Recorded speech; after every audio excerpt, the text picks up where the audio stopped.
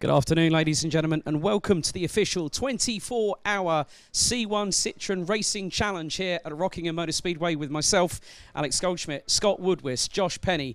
We've got Charlie Martin from GT5 Challenge. We've also got the guys from Scruffy Bear Pictures. This is a historic event here at Rockingham Motor Speedway. It has gone drastically damp, I might say. Weather conditions turned quite a while ago as Scott and Josh were commentating on the second of 3 pickup racing truck races this afternoon. So, Scott, just give us a rundown of the starting order. We have quite a few cars out on track as they circulate into the Dean Hairpin for the first time on the formation lap here at Rockingham. Yeah, we'll try and go through some of the drivers for the top 10, just because I'm not sure how long this formation lap's going to take, particularly in these adverse conditions, and then we'll run back through the rest of the order. I count 49 on the starting list, so this is how we look to be as follows. Pole position was taken by car number 349, Team Stella V, with Robin Welsh, James McIntyre, Paul Dickinson, Tris Chadwick, and Max Maxted. On the front row of the grid, what a car to have alongside you, car 303, which is one of the C1 Club cars. Check this out for a starting lineup. Richard Solomons, Alan Gow, and yes, that's that Alan Gow who runs the British Touring Car Championship and Motoka package. First time racing, I think, about since maybe 2003, I think it is. Yes, that is correct, Scott. And he also starts it with a certain father and son duo, Andy Priaulx and his son Sebastian, who currently races in British F4. So that's quite a team to have alongside you. Row 2 is car number 372, WRC1. And in that car, the main driver in that field is going to be recent BTCC race winner Josh Cook. He's got his sibling Oliver with Cook, with Joel Shipton, John Mabin, and Ryan Bensley. And alongside them is car number 353, which is Daltonator. And in that car, we have Richard Dalton, Louis Tyson, and Peter Rundle. Great effort from them to get on the second row of the grid. Row 3 is in 5th position, car number 347, which is Attack Racing. Some of the Compact Cup guys in the mix here. We've got Declan McDonald, Joe Wiggin, Simon Walker-Hansel, Chris Nyland, and David Whitmore. And then we have the Triple 3, which is NGM Motorsport, and that's Steve Glynn, Nicholas Howsard, Will Rayson, and Neil Garner. Then we have on row 4, we have the second of the C1 Club cars, number 301. But again, that's a pretty tasty lineup as well. Vicky Parrott, Mark Walton, Jason Barron, Max Maxted, and a certain chap called Anthony Reid. I think you may have heard of him. So he decided to have a go on that one. And then actually, one of the pleasant surprises in the field, car 448, Team Rockingham, as in a team actually entered by Rockingham Motor Speedway themselves. And that team itself is comprised of Peter Harbin, Will Thomas, James Guest, Stuart Wright, and their main marketing man, which is Michael Galliard, who starts in 8th place. 9th place on the grid is going to be car number 399, which is the HE Racing Machine, and that is Simon Cockhill, Hannah Cockhill, Edward Cockhill, and Harry Cockhill. Edward Cockhill, a former class champion in the BRSTC Fiesta Championship in Class D. And then rounding out the top 10 is Driving Days PT, car number 352. As they're taking them around, I think, for a second formation lap, obviously to get used to the conditions here so we can run down the rest of the grid. 10th place on the grid is going to be Driving Days PT in car number 352. 352 is driven this weekend by Andrea Marquez, Federico Pestana, Gonzalo Inacio, Jose Faria, and Walter Fernandez, one of the Portuguese cars that come over from the continent here. That's one of the many stories that we'll have as we go through the field. The rest of the field then from 11th down to 49th. So 11th place on the grid, number 346, which is Absolute Alignment. And then alongside them on row 6 is 419 Viking Auto Dismantlers. Row 7 is PT Motorsports, a Caterham racing outfit. I think they're also doing double duty at Knock Hill for TCR with the Caterhams are racing this weekend. And they've also got alongside them is OAP Racing, number 377 on the 7th row of the grid. The First Team Ego Motorsport cars, car 450 is on row 8. Alongside him is the second PT Motorsports car, 338 in 16th place. 17th place is 314 C1 Wants One. And then alongside on row 9 in 18th place is 318 DDCW Racing. To round out the top 20 in 19th place, Prep Tech UK. No strange to 24-hour racing, particularly in the 24-hour series. Then number 367 alongside them in row 10 in the top 20 is Southhurst Engineering car number 317. Row 11 is number 390 ASR and number 402 Team Safety Devices with some of the compact cars.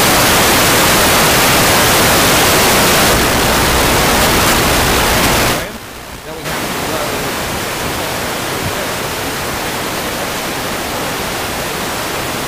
G Sport Go. Row 13 is Hurricane Motorsport, number 438, and number 389 Team Custard Racing. Row 14 is number 319 Scuderia Segway and 330 DHD Motorsport. Row 15 to round out the top 30 is 337 Ashley Stagdo, and yes, that's not a team name. It genuinely is racing on his Stagdo. That's brilliant. That's which is fantastic. That's the way you want to do it. Not weekends to Amsterdam. This is what you want to do. Racing at Rockingham in the rain and Citroen C1. It's quite funny with the amount of team names that we had, like Escargot Racing, Team Insane. As well, we had Inglorious 332, which we can't repeat the last name because of obviously the film title correlation. That's it. Have to say, I'm going to give a shout out to @JimmyB_84 on Twitter, cheering on number 359. They may or may not have had strategy help from myself. Popping down later for a short visit.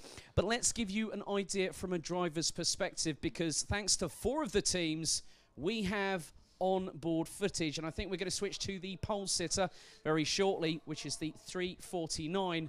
That's our pole setter for the 24-hour race, and alongside me, Richardson Racing GT5 Ginetta Challenger driver, Charlie Martin. Good to see you here. Thanks for coming along and helping us out here at Downforce UK and Scruffy Bear Pictures. You've raced in this with the Mission Motorsport guys at the Race of Remembrance last year. Just give us an idea and an understanding what the pole sitter's going through right now as we're about to go green for 24 hours. I mean, it's a pretty intense feeling, to be honest. When you're racing for this length of time, obviously you've got to set a good pace. You don't want to go out of the blocks too quickly, but I mean, with the whole field behind him, backed up in these kind of conditions, it's I'm sure he's going to have a lot of things going through his head right now. And it looks like the action's about to get underway. Scott, take us through it. So here we go then. The 24 hours for the C1 at Rockingham is underway, and a cracking start from car 349. Team C'est La Vie, as he says C'est La Vie, to Andy Priaulx, who is starting car number 303, as they all 49 of them charge into turn 1 for the first time. If you can see what we're seeing right now, all of them, they're still pouring out of the Brook chicane up towards the Dean Hairpin for the first time. And Andy Priaulx then is kicking up the spray as he looks to the outside to take the lead already into Dean Hairpin. Hold your breath, everyone. This is going to be very tricky indeed. Priaulx does indeed go around the outside, tries to hold on, but no, but 349 is there. The last couple of cars have just crossed the line to start the race. And he has got the lead indeed. Yes, they're still pouring into Dean Hairpin. Everyone try and get through, hopefully, as safely as possible with no major dramas. Everyone appears to be tippy-toeing their way around. But Andy Priaulx in car 303. He's done several Nürburgring 24 hours, Sebring 24 hours, Daytona and Le Mans, you name it. He's now up into the lead in a Citroen C1. And already now, we believe it's Josh Cook in the third place car is trying to get past the pole sitter as they come through. Piff Paff for the first time. Rest of the field still streaking its way through, and it'll take a while just to settle themselves down. But all these guys, the adrenaline is rising, and Priaulx is checking out here, saying, if you want to come with me, put your foot down, and let's see if you can try and crack my pace. As they go through the left-hander at Gracelands, taking the wider line through the corner. There's a lot of moisture and spray out there. They're trying to get through it. The 301 car is a little bit wayward. We think that's Anthony Reid that started that car, and he's under attack from the McAttack Racing car, which has got the likes of Declan McDonald and Joe Wiggin in there. Josh Cook, we think, is in the car in third place at the moment, trying to go around the outside of the Raw Motorsports machine. They're all piling into Tarzan together. It's all 3-4 of them all together, scrapping over fifth position downwards, but are ready to come up towards the end of the first lap. They're still coming through relatively trouble-free. The rest of the tail end of the field is coming out through Gracelands. But as Josh Cook tries to go for second place up to the end of lap 1 then, and we're going to try and figure out who is where on the live timing screen and try and get them through in number order. So I think unless you've got it in front of you there, up to the end of the first lap, and Andy Priaulx leads 1 lap. That was probably roughly about 2 minutes, so it's 2 minutes down. 23 hours, 58 minutes, and about 20 seconds still left to go. Is that the time sponsored by Accurus there, Scott, by any chance, is it? Possibly, yeah, possibly. Well, we're going by Rockingham Motor Speedway time here, but how Andy Priaulx just got that car, purchased so early, Charlie, that was impressive, especially when this guy is usually in rear-wheel drive machinery. It's quite interesting how he uses a very different approach to, say, the Ford GT or the BMW 1 Series M Sport he raced in the BTCC a couple of years ago. It's quite interesting how Andy is, we know, is a very good talent behind the wheel. He's raced in multiple different championships. He's had success. And now he comes along and goes, you know what, I'm going to have a bit of fun with the boys at the 24 Hours C1 Racing Club. It's such a great series, I mean, often when you look at a car with this kind of power output, 68 horsepower, it doesn't sound like a lot, but when you're in a pack of cars like this, it's just great fun. And getting the last bit of speed out of these cars is really quite tricky as well. You've got to get that balance between not drifting too much and just maintaining that momentum, because clearly you don't have the power to pull you out of the corners. So it's all about keeping that speed going. And Andy, I mean, just look at him now. He's already pulling out a pretty good lead from just the first lap, really running away with it. And yeah, I mean, I'm sure he's working it pretty hard in that car right now. I'm sure he's got some welcome advice to son Seb, who's also racing with him this weekend, as well as Alan Gow in the Team 303. But what a gap in this early instance of the race. Brought to you with the combined forces of Scruffy Bear Pictures and Downforce UK. Glad to have Charlie Martin with us as well. Of course, Adam Weller and Dave Goddard are currently manning the Circuit PA. They will be joining us on the live stream when the PA goes dark at 8 o'clock due to noise curfew restrictions. But we will be bringing you unrivaled coverage of what is a milestone event. And Charlie, I just wanted to speak to you about how the fact they've got a 5-speed gearbox, naturally aspirated engine. I was speaking to Callum Cripps, who's in one of the teams. He's going around and they're going to be using second and third gear. Only 2 gears out of the 5 around this track. It's quite impressive how that's going to maybe, when we talk about mechanical wear. So you got the engine being revved to its absolute highest in 2 of the main acceleration gears, which are going to be the ones that are providing the most momentum for the car. That's going to be a strain for everybody, isn't it? Yeah, I mean, over that length of time, 24 hours, it's bound to put what is really just a standard OEM gearbox as well. I mean, that's one of the things to point out with these cars. They've not been modified. There's no kind of quick shift system on them or anything. And yeah, to be worked by 4 drivers continually for that length of time, it's critical that you maintain some level of mechanical sympathy, because the last thing you want to be doing here is coming into the pits and changing a gearbox. It's it could really kill your chances of a good position, really. Thanks a lot for that insight, Charlie. Scott, let's hand back over to you and Josh to carry on with what's happening in the race. We might be, I think we're around 5 minutes in, but it's still Andy Prio leading by a clear, I think I'm going to count that probably at least 20 to 25 kart lengths as they're approaching Gracelands right now. Well, to give you the exact gap, it's 3.4 seconds at the end of the second lap of running so far. So let's just give you the rundown of who he's where at the moment. Then, so the number 303 C1 Club lead the race so far by 3.4 seconds. There's a good battle developing here for second place between our pole sisters Team C'est La Vie and WRC1 numbers 349 and 372. Then Daltonator currently sit in 4th place, number 353, followed by the second of the C1 Club cars in 5th place, number 301, followed by 6th place Viking Auto Dismantlers car number 419. Then McAttack Racing, NGM Sport, HE Racing and PT Motorsports having a great run so far, up into the top 10 so far. 11th place is Team Rockingham, who've dropped down from their initial starting spot of about 8th place on the grid. Driving Days PT at 12 from absolute alignment. Then Team Safety Devices in 14th place, and OAP Racing, Team Green Racing, ASR, Southhurst Engineering, and then Scuderia Polo Rosso, and that looks to be with the top sort of 19 positions. Everyone appears to be running pretty much as they were before. Some good rubbing and battles down the bottom end of the field. I can see them all piling in through Tarzan. But so far, as we said, the lead gap now, as they come across to end lap 3, is up to 4.4 seconds. Another new fastest lap of the race. Prio is checking out here. 2 minutes 9.064, and no sign of it slowing down right now. They all pour across the line together, and some good battle packs here of 2, 3, 4 cars. We're starting to break away a little bit here as they charge through the spray here on the banking at turn 1. Normally you'd never run cars in the west at the Oval, but in Rockingham we do things a little bit differently here, and it's 3 abreast down the pit straight. The other one of the Trade Price Cars racing cars is in there, with one of the Bianca Auto Developments cars in the mix as well. That's really deep in the field in the mid-pack somewhere. But this is the great thing about it, Josh, of course. This is the fantastic thing. There are about sort of 40-plus cars in the field, almost 50 of them in here. And the great thing is, regardless of drivability, of speed, or whatever it is, you've always got someone to race with. If you're one of the fastest guys out there, you've got some of the fastest guys in the mix, like Anthony Reid, Andy Prio, Josh Cook. Rob Austin's going to be in the car at some point as well in one of his machines. But if you're in the mid-pack, you've got cars of similar nature, and also if you've got cars towards the back, they're also just as quick in the mix as well. So all these guys are going to be finding someone to race with, and they'll all have their own little personal battles and personal goals and objectives to finish ahead of a certain person, ahead of someone into the first third, the second third, or just out of the bottom third of the field, trying to do what they can. But even so far, it seems as though at the moment everyone's just settling down for the first few laps. Then position, it's going to be a little bit mad for the first bit until the first pit stops, like a proper sprint race. Then things will start to settle down a little bit after the first pit stop or two. Then it's a case of strategy, playing the long game, and see if you can outlast your opponents before they start making mistakes. And well done to everyone for making it through the first 4 laps very, very cleanly indeed. I haven't seen a single spin yet. We were talking before the race about how it could turn out to be a real banger race through the first couple of corners. But luckily that hasn't happened because, of course, as I said earlier, you can't win a race in the first corner, especially the 24-hour race, but you can certainly throw it away. And luckily, no one did. Of course, they're still side by side further down the order, but no collisions like we did yet.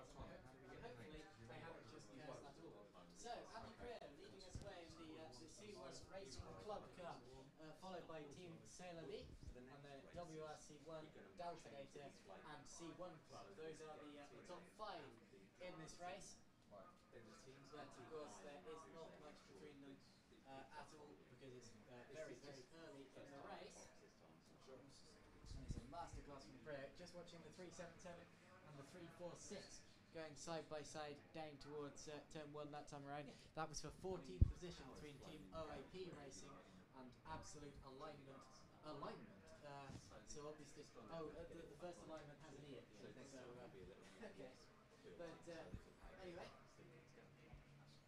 through the back end of the circuit, there's a big pack of them for second. About 8 down to possibly about 30th going through Grace. Through the chicane that time, or the hairpin rather, the Dean hairpin. Pick a corner, any corner, he'll get it right eventually.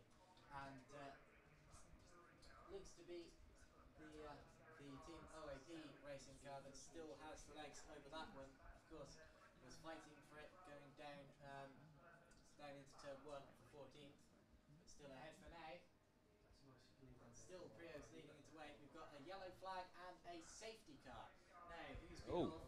I presume that there's someone off the road, but I can't quite pick them out yet. But safety car is out, and we're just trying to bring you. Oh, there's a car facing backwards at pit path. Now, and that's very deep in the gravel as well, so that car's probably not going to get out too easily. So already we're about 10-11 minutes in, and we have had our first casualty. And of course, in some cases, of course, it is mainly down to the conditions, of course, because even though these cars are very lightweight and don't make too much horsepower, doesn't mean you can't get into trouble with them. And one of them, unfortunately, has become rather unstuck.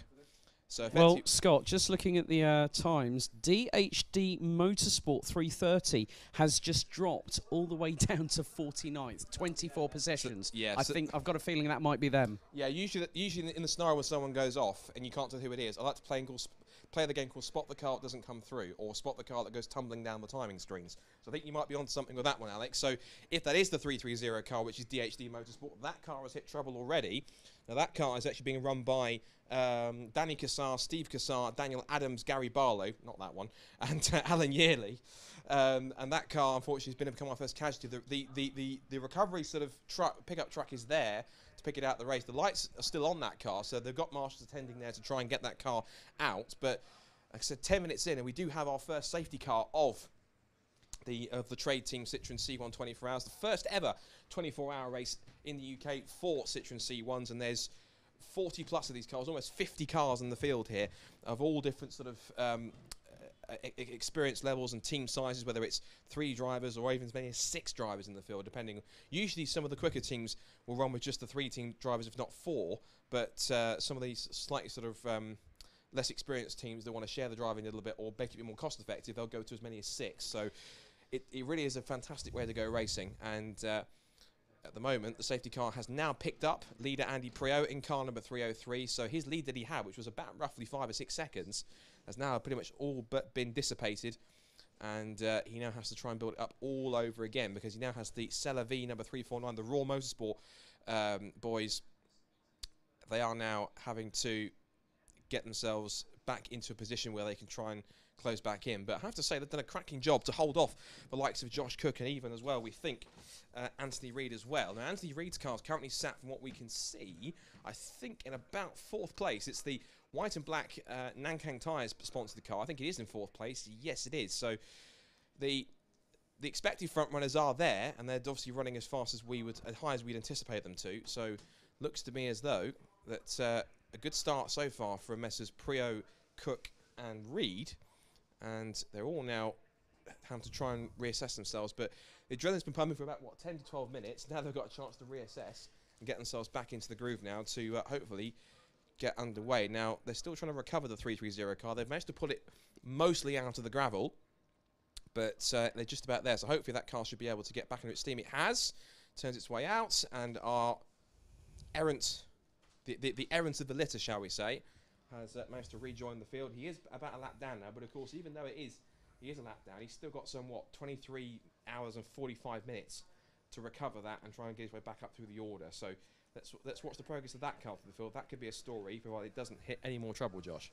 Exactly. I mean, I count that as 2 laps down on the leaders, Scott. So that's going to be quite interesting if they start making their way through the field, try and lap the whole field. And if you've got to try and lap the likes of Andy Prio, Anthony Reid, and Josh Cook, you've got a bit of a big mountain in a Citroen C1 to climb, wouldn't you say? Yeah, well, it's all very well getting away at the start and building up a lead like Andy Prio did, but as soon as the safety car comes out, that's all completely spoiled, and it does mean that the drivers who may have dropped behind at the start get another chance, including the 330, which had a spin. Remember, that was actually running in the mid-pack. That dropped several positions through that. So that car gets another chance. Admittedly, it is a lap down now, but as you said, plenty of time still to go, and through strategy and through mistakes from other people, that could all come right back. So certainly not over yet. Well, gents, I think I need to bring something to your attention just off the Dean hairpin. Look at the amount of low-lying fog that's about to surround the track. When myself and Charlie went and had a walk down into the paddock to see the amount of cars that were actually peeling onto the grid for the race itself, we could see that the fog was coming in. It looks like it's going to come pretty quickly, because just off Piff Paff, I think that's going to be that, and the Dean hairpin could be the first couple of corners that could be a bit of an obstacle, and I mean even for our experienced hands in this field. Yeah, I've seen races being delayed, put under safety car, sometimes even red flag through fog. Hopefully it doesn't get to that stage, but if it needs to, I'm sure the organisers will be very safe about it. Through the pit lane as well, we've just seen the number 350, so an early pit stopper taking advantage of the safety car period, and the 350 is our first stopper. But yeah, hopefully the fog doesn't come in too dramatically, but I can see it in the distance. It's certainly falling. Well, it's not just low-lying fog, effectively. That is incredibly dark clouds as well. So if we thought the rain was heavy right now, there's a prospect it may get even worse, I'm afraid, because if it were even possible, because the circuit is saturated enough. But, of course, we've got to deal with even more conditions that could also bring the problem of standing water into play. And we've got a small car like this with 68 horsepower. That could be an issue. Now then, lights are off. The Citroen C1 safety car, the new Citroen C1 safety car. This now means that Andy Prio, no stranger to restarts, of course, in any context, of course, as Herr Goldschmidt will attest to. I can definitely testify definitely test to that. One. He now effectively is the one that controls the pace. This is our first restart, of course. Everyone is effectively in order. No one's really a lap down or sort of too far behind, etc., apart from the 330, which we suspect is right at the back of the field. So the question now is, Andy Prio's got to back everyone up. When does he decide to pull the pin and think, you know what, boys? I'm putting my foot down. You want to come with me? You best put your foot down too. So he's backing everyone up now with the Team Seller V car and Josh Cook and Anthony Reid and everyone else in tow. Now he decides to pull the pin, puts his foot to the floor, and it's a decent restart. But that's he hasn't two car lengths in just one full throttle pedal acceleration there, Scott. That's incredible. But he hasn't got away. He hasn't got away from second place too much as we get the green flag underway and are back to racing once again at Rockingham in a very dark and damp and very sort of groggy-looking Rockingham as they head into turn one once again. The amount of spray into turn one is unbelievable. And actually, Andy Prio is not being allowed to get away here because he's under attack from the Seller V, number 349. So as they come out of the oval turn one onto the Dean hairpin, down towards the braking zone here. Is he going to try and have a look up the inside? He thinks about it, takes the inside line. The Josh Cook car is now in third place. We've now got the Anthony Reid number 301 machine in fourth. But at the moment, I'm pretty sure that Alan Gower going to be rubbing their hands at this thinking we're leading the race. So he definitely, yeah. And I wonder when they put him in the car, what is Alan going to say? He goes, "Oh no, I've got a lot to live up to now." And I have to, well, I can see it effectively. We thought the rain couldn't get any harder. It is getting harder, and conditions are getting a lot worse out there already. And we're only about roughly 20 minutes into this race. Yeah, so yeah. this is how bad it is right now. Effectively, if it carries on at this rate, I can't imagine what it's going to be like when it gets dark, because dark and wet conditions, that's going to be scary. Well, I do have to give a shout out to a person that I know from the Rye House Pro Kart series, who's not at Rye House Racing. He's actually part of the 4-car team. Now, you said Ashley Stagdo. Yes. He's one of the 4 drivers. Aha, excellent. Fantastic. So there's Ashley Davies, Clark Devey, and Ian Barnard. They qualified 29th. They're currently a little bit further down the order. Ashley Stagdo currently 37th, ahead of Prep Tech UK, who have competed in series such as the Dubai 24 Hours, and they're here racing Citroën C1s. So yeah, it's quite impressive, just the depth and the breadth of different drivers. I mean, Andy's been running with Burton Power Racing over in RHPK, who are currently competing in round 3 of their championship at the moment. So good luck to his RHPK team. So who I think are probably about just gone the halfway point of their 4-hour race. But yes, we're fast approaching the 20-minute completed mark, and 3:03 has got a gap of over 1.4 seconds, and that's 2-3 laps after the restart, Scott.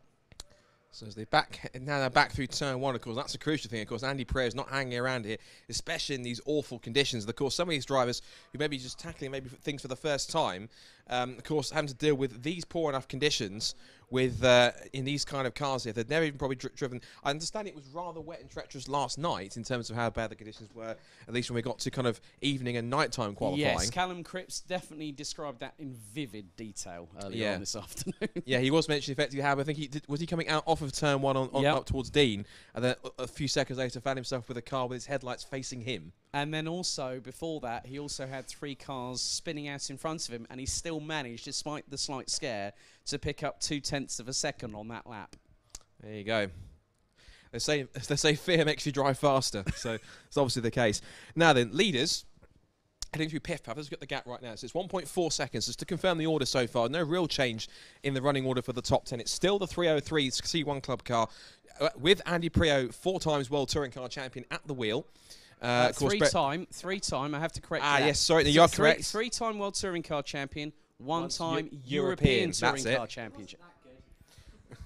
You want to ask Bert Manpie from Team RBM, then you'll get a definitive answer. Yeah, there you go. So, effectively, of course, has done pretty much not all of his racing in touring cars in rear-wheel drive. He has done front-wheel drive before, of course, when his early days, when he was doing in 2001, when he subbed for, I think it was Phil Bennett, when he had a race suspension, actually got pole position on his debut. And in the Vauxhall Astra, then the Honda team signed him up for the next year for a season before he then headed off onto the continent to race with BMWs, and the rest, as we say, is history. He now leads to come to the end of what is now going to be, what's this, lap 9. And this battle of a second's not slowing down either, because our pole sitter, Celavi in the 349, coming under substantial pressure from, I think, it must be Josh Cook who started that car in the 372. He's only just recently won his first British touring car race at the last rounds at Donington. He's keeping them very honest, but he has raced these cars before. He's done that, of course, over at Spa, as a couple of the teams are as well. Of course, one team we also have to watch out for as well is the team that contains Jim Edwards Jr. and, of course, his daughter Jade as well, of course, as they're also in the mix as well. And they also had tons of fun over at Spa in very similar conditions to these, even though it might be a little bit more treacherous than it was. But they were saying it's pretty much you're flat out sideways around every corner at Spa for basically for the whole 24 hours. So it's the most fun they've ever had in a race car, which is brilliant. So that's the top 3. 4th place is the number 301 C1 Club car, which we believe has Anthony Reid at the wheel. 5th is the Daltonator car 353. From Viking Auto Dismantlers 419, PT's Motorsports 338, and then HE Racing 399, Mac Attack Racing 347, and Driving Days PT 3510 that rounds out the top 10 at the moment. As we said, we've done we've done roughly about, what's that?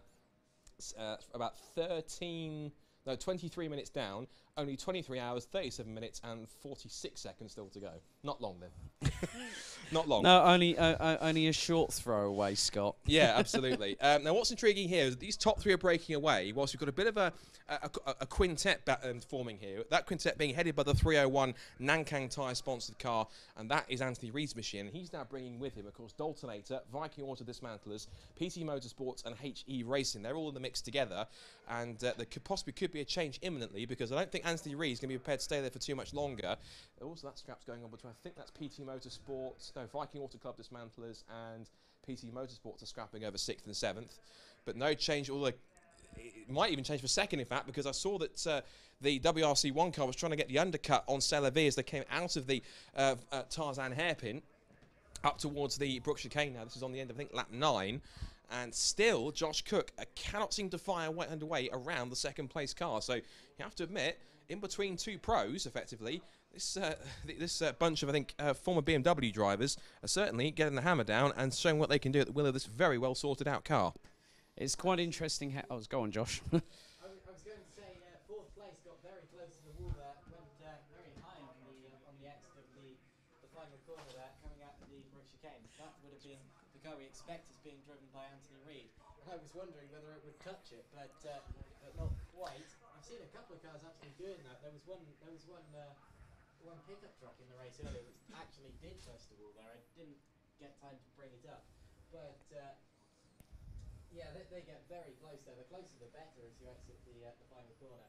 And yeah, fourth place, still a battle that's raging, with Reid actually holding up a chain of cars there. I can actually confirm, looking through the side window as it went past, it is indeed Anthony Reid himself that's in the wheel of that car. For the familiar white and black helmet with the sort of red striping in the middle, to design in the middle, is definitely his.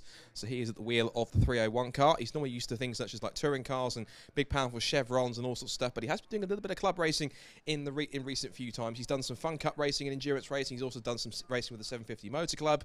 I think with the classic stock catch race and 750 Formula stuff, he's done all sorts. He is someone who literally, give him anything to race and he will drive anything effectively. So he is now doing incredibly well in this endurance one. He loves all sorts of racing, so you give him any sort of car and he'll pedal it as quickly as possible. Now this fight for second is getting very intense because I think Josh Cook's got a super run through Gracelands on the outside. Is he about to make the move then for second place? He's right underneath the rear window. He goes to the outside to try and make a move on the Celavi 349 cars to come into the Tarzan hairpin. The outside's got more grip, but Celavi's got the position and he's trying to force his way around the outside. If Josh Cook puts the hammer down, he can get himself in front to second place. Yes!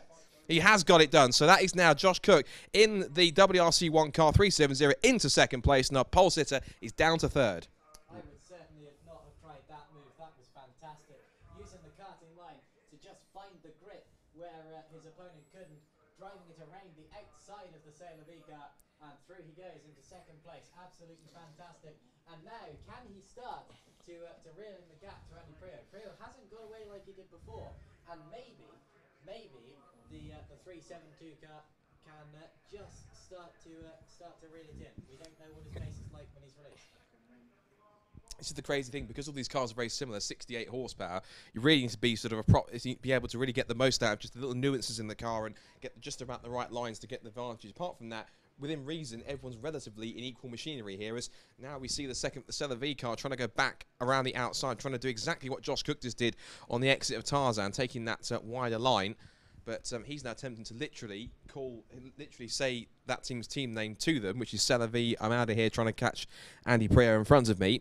And that'll be intriguing to see what Josh Cook can do. Because remember, this is one crucial thing as well, as far as I understand.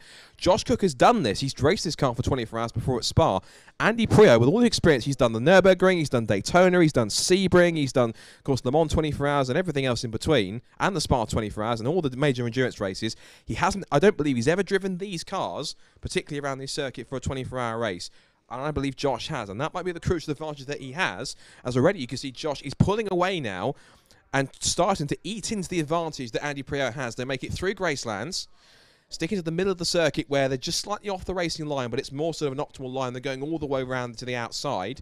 And no one told Anthony Reid, he's gone very wide for fourth place. Anthony Reid has stayed ahead for fourth, but no change to the Daltonator car, can't get his way through.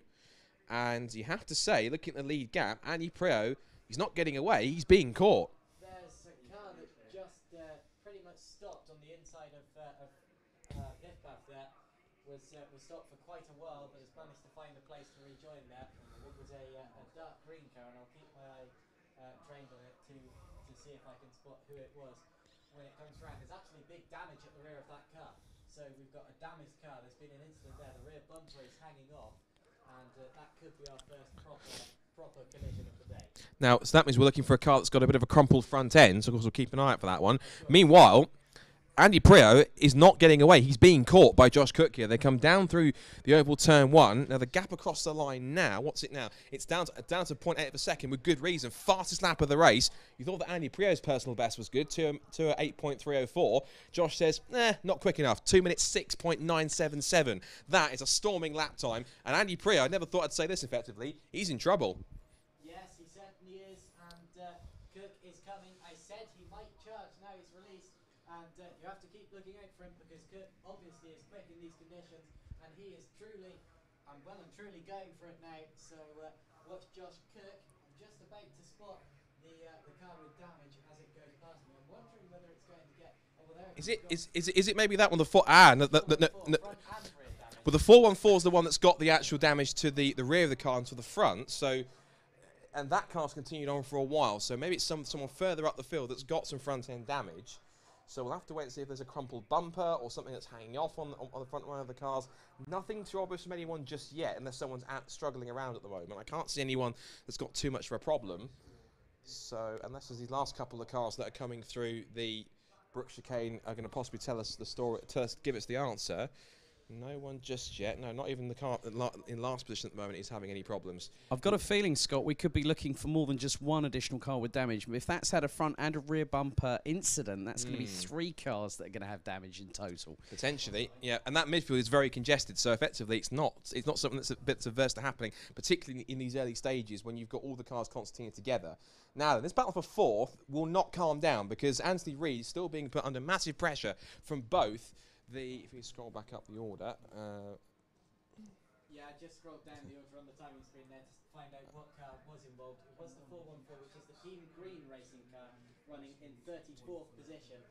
That had lost quite a few places out of all of the incidents.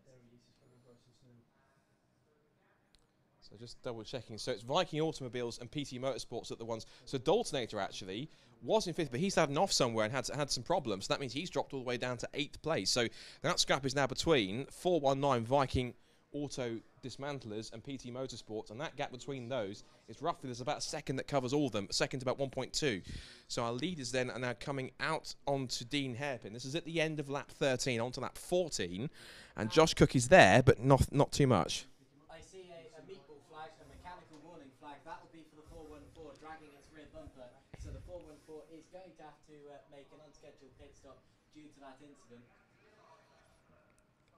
I really, actually, with these conditions in mind, now, Charlie, the Pro Tyre Motorsport Ginetta GT5 Challenge at Oulton Park, you had very similar conditions to this. So just give us, from a racing driver's perspective, how different is it from wet to dry, especially in these 68 brake horsepower C1s?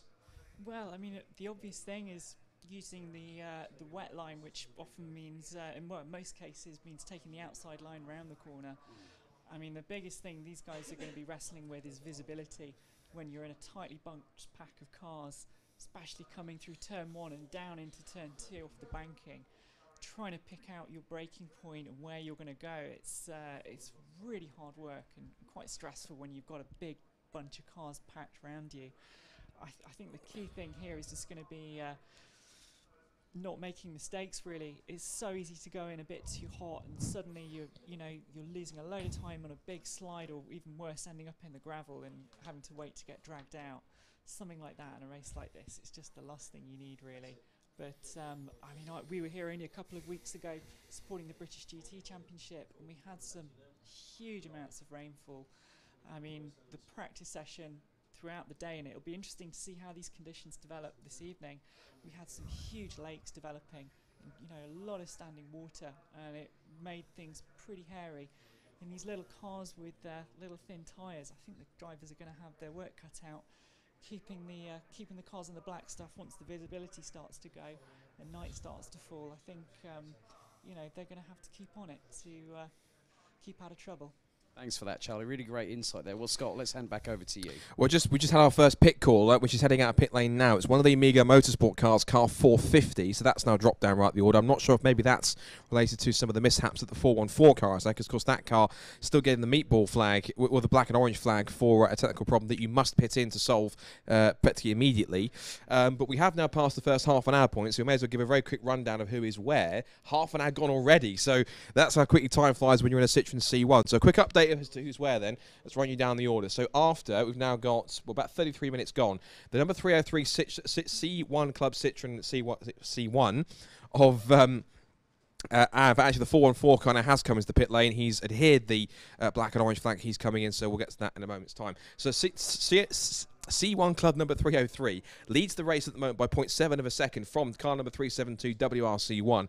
Third place is the Team Celavi car number 349. Then the battle going on for fourth place downwards from number 301 C1 Club ahead of the 419 car Viking Auto Dismantlers in fifth and PT Motorsports in sixth position. Seventh place is number 399 HE Racing ahead of Daltonator in eighth place that was running up as high as about fifth place earlier on after a mishap.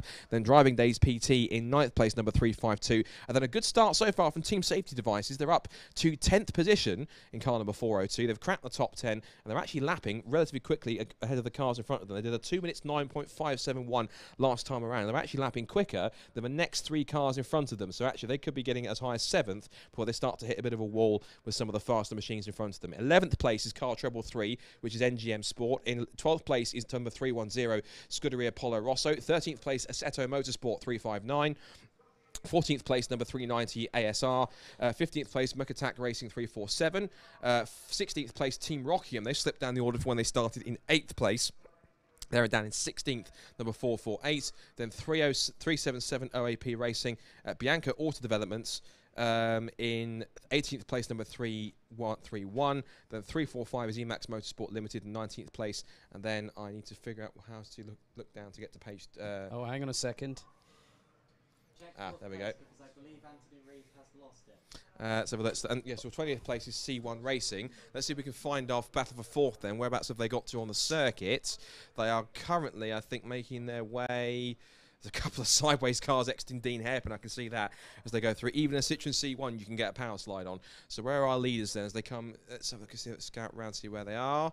They look to be, I think that, they're coming through the complex at Gracelands and then Chapman and then Piff Path. And you are indeed correct. Yes, we have had a change for fourth place because a big tank slapper there for the Viking car in fourth place through Chapman Curve. Just about caught it, but of course in the front wheel drive car, to catch a slide, you just basically turn into the corner, boot the throttle, and the front end will come back around. That's all you do effectively. Just ask Jason Plato.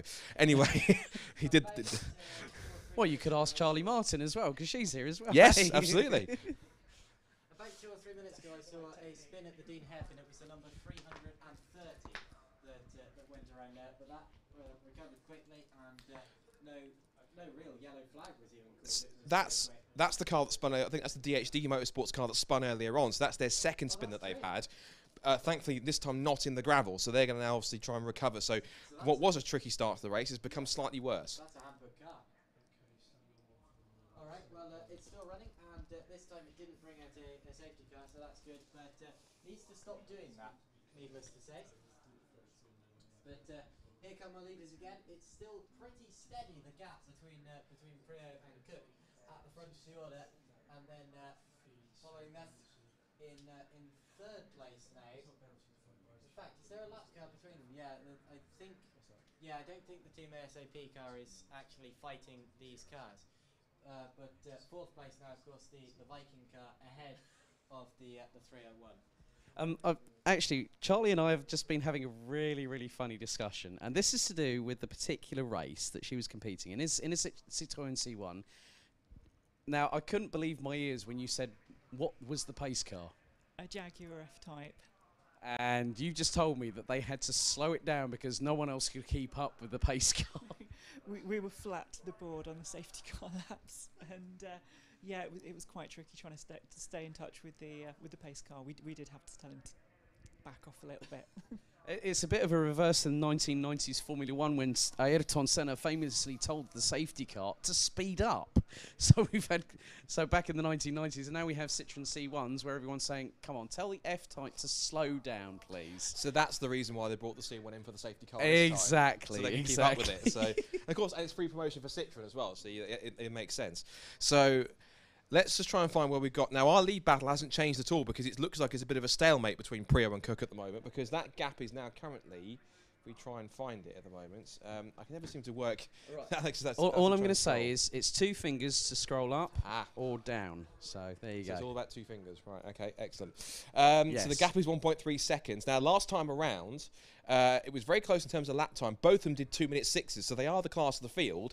Andy Prio did set the fastest lap at the race, 2 minutes 6.750. Reason being, if you look now, you can see, it is, look, from what we can see, the rain has stopped, we think just about, or it really has subsided quite a lot, so it's not raining as hard. It's probably just a very a very light drizzle, if it's anything.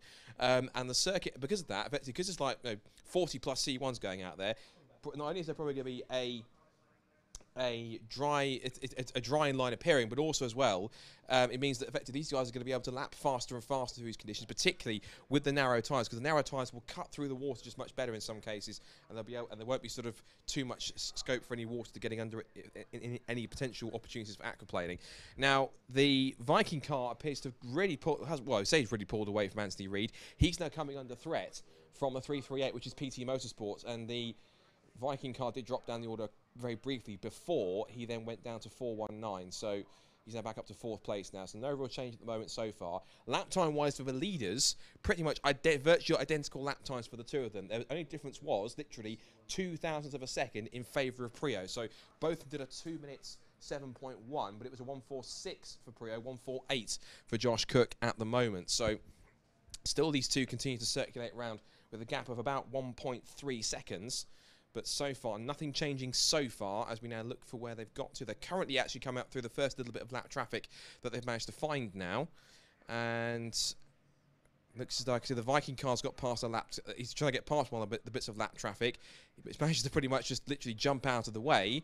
Whether he's going to be so obliging to Anthony Reid and the car behind as well for PT Motorsports, I'm not sure.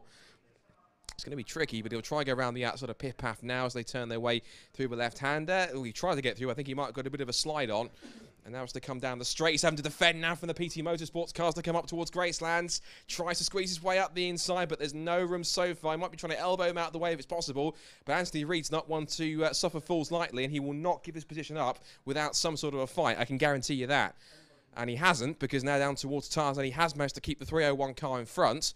So it looks like the PT car's going to have to try again for another day and try and make his way through. He's left the door open, he's taken the karting line, I think, and he is going to get the momentum out of the corner, but the PT Motorsport car very nearly had an opportunity there. He certainly saw the light of day ahead of him, and very nearly went for a proper attack, but couldn't keep himself alongside. Reid still has that 5th position in the 2nd C1 Racing Club car.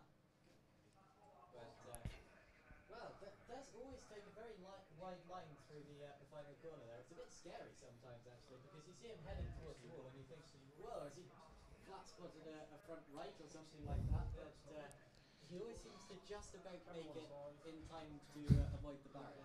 Yes, of course, these guys being the racing drivers that they are, they're very well voiced, and of course, in taking it all the way to the wall. So I'm sure and that's the basically the fastest way to do it. Because of course, if you hug the wall on the outside, it means that you've got a slightly straighter run all the way off the corner. And so, of course, if you keep it tight to the inside, of course, you're compromising speed and your exit speed, and also your line as well, potentially to lose momentum. Because of course, you want to carry as much speed as possible off the Brook chicane and taking a wider line. So you obviously want to steer as less as possible. So taking that wide line to hug the wall on the exit down towards turn 1, through the banking turn 1 up towards Dean Hairpin. You want to keep your foot flat to the floor and be just even 1 mile an hour quicker than the guy around you to try and make a pass or even try and defend from him if you possibly can. Now, lap times again, there's still no change between Prio and Cook, because their lap times again virtually identical. The difference was about 0.08 of a second between the pair of them. Still, the gap is stagnating at 1.3 seconds, but their gap to the cars behind, they've actually got a gap of about 9 seconds, not even 10 seconds almost, to our pole sitters, Team Celavi in third. With Viking Auto Dismantlers now in fourth place, they're now starting to really extend the gap. They've now managed to pull away and get a gap of about 1.6 seconds on our scrap for fifth place. And it was a personal best last time for Viking Auto Dismantlers, 2:08.523, and they were also quicker than the car in third place, the Team Celavi car, by about 0.3 of a second. So there is a gap of about 8.3 seconds. So if they keep that up and keep on lapping quicker by a few tenths each lap, maybe by the end of the first stint, if not maybe midway through the second stint, depending on how the pit stops shake out, they could start to close in and maybe start challenging for third. And there's battles all the way down the field in the mid-pack as cars are going side by side through Gracelands and all around the circuit. And effectively, there is pretty much a C1 now at every single corner. That's how well the field's been spread out at this point in time. It's been very quickly seeing everyone just sort of peeling off into their own little battles, either running solo or they're running in packs of 2 and 3 together or having a good scrap. And as we said, it doesn't matter your skill level or your speed or how many drivers you've got, whatever your setup is, your pace will be matched by just about at least one other car. So you've always got someone to kind of benchmark with and always someone to race against. And that's the beauty of it. That's what you pay your money for. You get all your track time and you've got at least maybe, 1, 2, 3 more cars that are similar pace to you. You can race against them and they become basically your targets to try and beat throughout the race. If you're not going for the overall win, you can at least try and beat them in your own little mini competition as the race starts to develop. Yeah, and if you're consciously thinking like that as well, it always feels better when you beat your opponent, because then it doesn't feel like you finished 15th or whatever. It feels like you finished, second and plus or first. Still several cars side by side throughout the pack, as you were saying. I was just watching a battle on the last lap actually between the two sort of bright green cars there and the cars there. One of them being the class off by Pip Hammond, who is part of the commentary team here this week, coming into quite a step into it there, going down the inside into Dean, round the outside of Yentwood, and still stuck into it now as the sort of paler green car ahead of him, also side by side with another C1.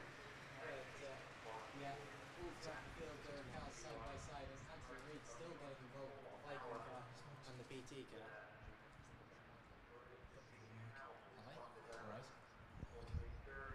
Hello. I wonder how long I've been out for. There we go. Right. Thank you, Josh. Thank you, Josh is back. So bit of a technical hitch there, but he has managed to return, thankfully. So he was talking there, but you were talking about Pip Hammond, of course, and how well he was progressing through the order. So he's now, at the moment, he is in. I think he's in the 398 car, as you say he was. 317. 317. Sorry. So 317. Let's have a quick look. So he is battling with the Mukatak racing car. And that's dropped right down the order because that was battling in amongst the top 10. That was, and of course, in the mix. That's a team made up of a few current and also ex-BMW Compact Cup drivers, including Declan McDonald and also Owen Hunter, who was someone here in the mix who was battling for the championship last year. So he's in the mix there too. So looks as though Pip's got some drivers to kind of be around and kind of race with at any stage, it seems. So as they come into what have we got now? We've gone past the 45-minute mark now, so we're actually closing in now on the end of the first hour, as a new fast lap of the race gets put in by that man Prio, 2 minutes 6.706 now. He's got the gap out to almost 1.6 seconds over the Josh Cook car in second place. Looking to see exactly where our leaders are, because I know they started to get through. I've just caught them now. They're just heading their way now through the left hand at the first part of Piff Path. They've gone through past a couple more back markers. Now, what about also that battle that was developing where we saw the Team Celavi car being caught by Viking Auto Dismantlers? That has basically dissipated and also become stagnant for the moment, because that gap is now still at 9.9 seconds. And last time around, it looked as though that the Dismantlers car was about 0.6 of a second slower than the Celavi car in third place. He's not really making too much progress up the order, but it looks as though that car is still trying to close in and bring that gap down as much as possible. Well, I tell you what, the rain started again and then stopped. But as it was starting, I was about to say that this could play into the hands of Josh Cook, who certainly seemed to be very, very quick when it was raining earlier on. But if Prio's just set the fastest lap again, then that seems to go against what I was going to say. So maybe it is just that it's taken Prio a little bit of a while to get up to speed, as I see Reid and the Viking car there, so the second C1 Racing Club, and the Viking car going side by side through Tarzan. There was a switchback manoeuvre because the Viking car was passed, but now the C1 Racing Club car goes back to the inside and goes back into 4th position. Anthony Reid behind the wheel, there he goes. So Anthony Reid then is now back into, I'm presuming now he's got himself back into 4th place then, so that was a key move then from Anthony Reid, so he didn't lose out for too longer. And of course the wily old foxes, Anthony Reid, has managed to get his way back through. He goes past the 350. That's one of the back markers he's trying to get through. So that is the 350 of the Cam Sport TGM Sport car. That's down in 45th place. So they're already starting to lap the tail enders here. In fact, looking at how many cars did start. Yes, 49 cars started out of the original 53 that we think originally had entered. So we lost 4 cars over the course of the last couple of weeks. They've got a side-by-side battle between the 398 and the 333. And that is NGM Sport and C1 Racing, and that's a scrap over 14th and 15th place. They are going to go side by side through the banking up towards Dean Hairpin, and there is a slower car rejoining, and that was pretty close. He quickly just moved his way back up to the outside of the track to take the racing line, but at the moment there's no change so far.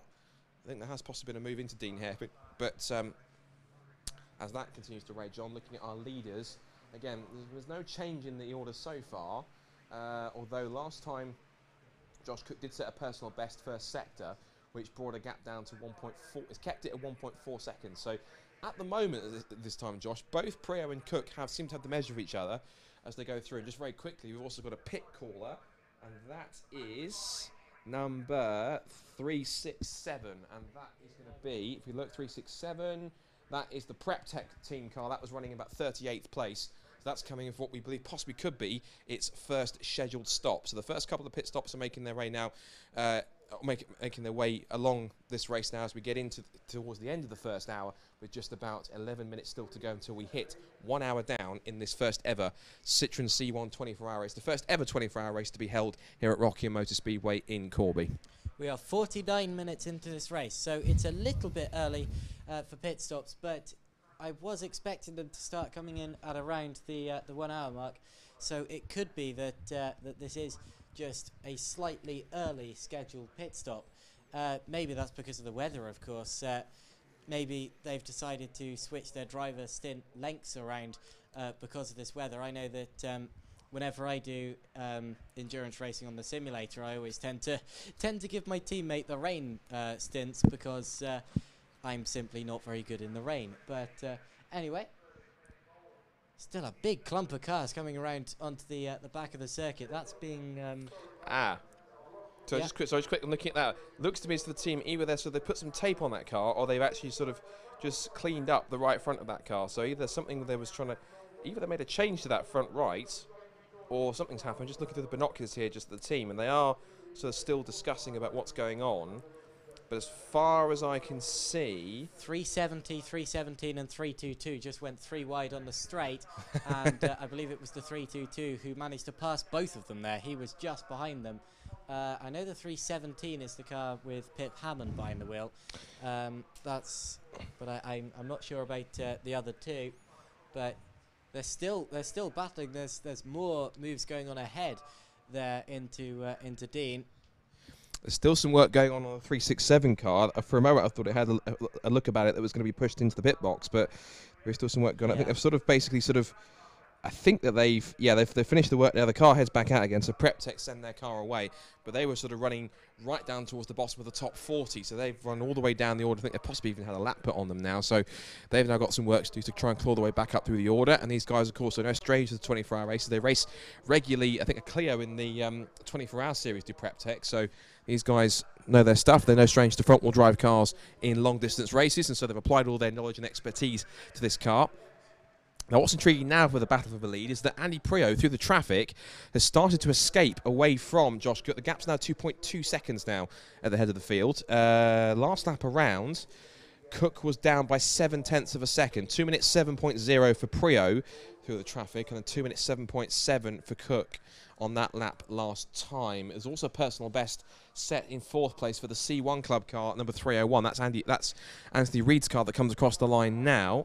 And he has pulled away from what's now developing into a nice little fight here between 419 Viking Auto Dismantlers and PT Motorsport, 5th and 6th positions, and the gap between them was only about 0.6 of a second as they scrapped for position there in the last spot in the top 5.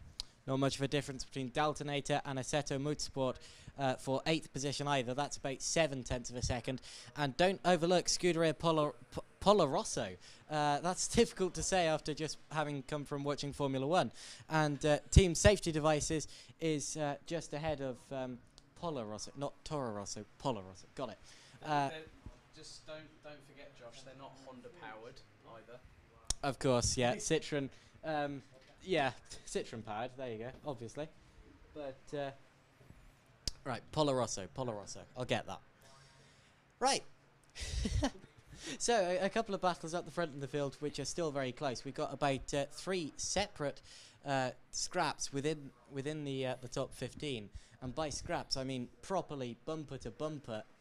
In fact, is that one there? No, that's further down the order. I'm still looking out for the one for 5th position between the Viking car and the PT. There they are. They've just lapped a light blue car, and they're heading towards Tarzan now.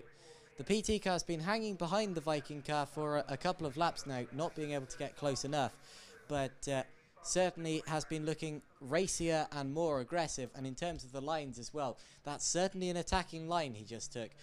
Kind of tighter exit to the corner, trying to get the momentum and the run down the straight line, but still no move occurring. And further back, have to look out for the Scuderia Polarosso car as well. That's I believe that's the one with the polka dots, is it? I think it might be.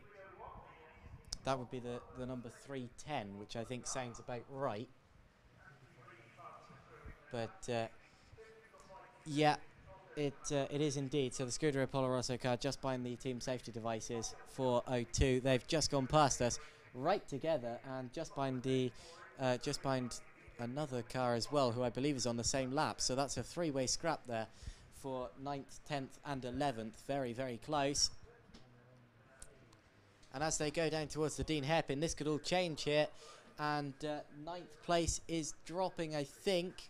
No, I'm pretty sure that's a car on a different lap. It's hard to keep up with sometimes, but it has separated the two of them. So the Scuderia Polarosso car being sliced away from his opponent there, as does often happen when you have cars on different laps here. There's a car in the pits. That's the Team Rockingham car. That's actually the team that's been entered by the actual, consisting of people who work for Rockingham themselves. Of course, they've seen the event that's happening here and thought, you know what, we fancy entering a car and doing it ourselves. So rather than standing on the sidelines, that's good to see they've made an effort as well. And their car, I think, that's now right towards the end of the pit, and they've now stopped. Don't just host the race, be the race. Yeah. Absolutely. Yeah, be part of it as well. And there's a car that's going slowly up towards Gracelands. That's a red. I can only tell it's a red and white car. I can't tell you the number just yet, but that car is going pretty slowly on the edge of the circuit. Now, whether that's just him letting everyone else through, I can't really see the number properly. Yeah, I think it is, because that's a car that's been running behind for a while. I saw the number. It's 374 that's having the problem.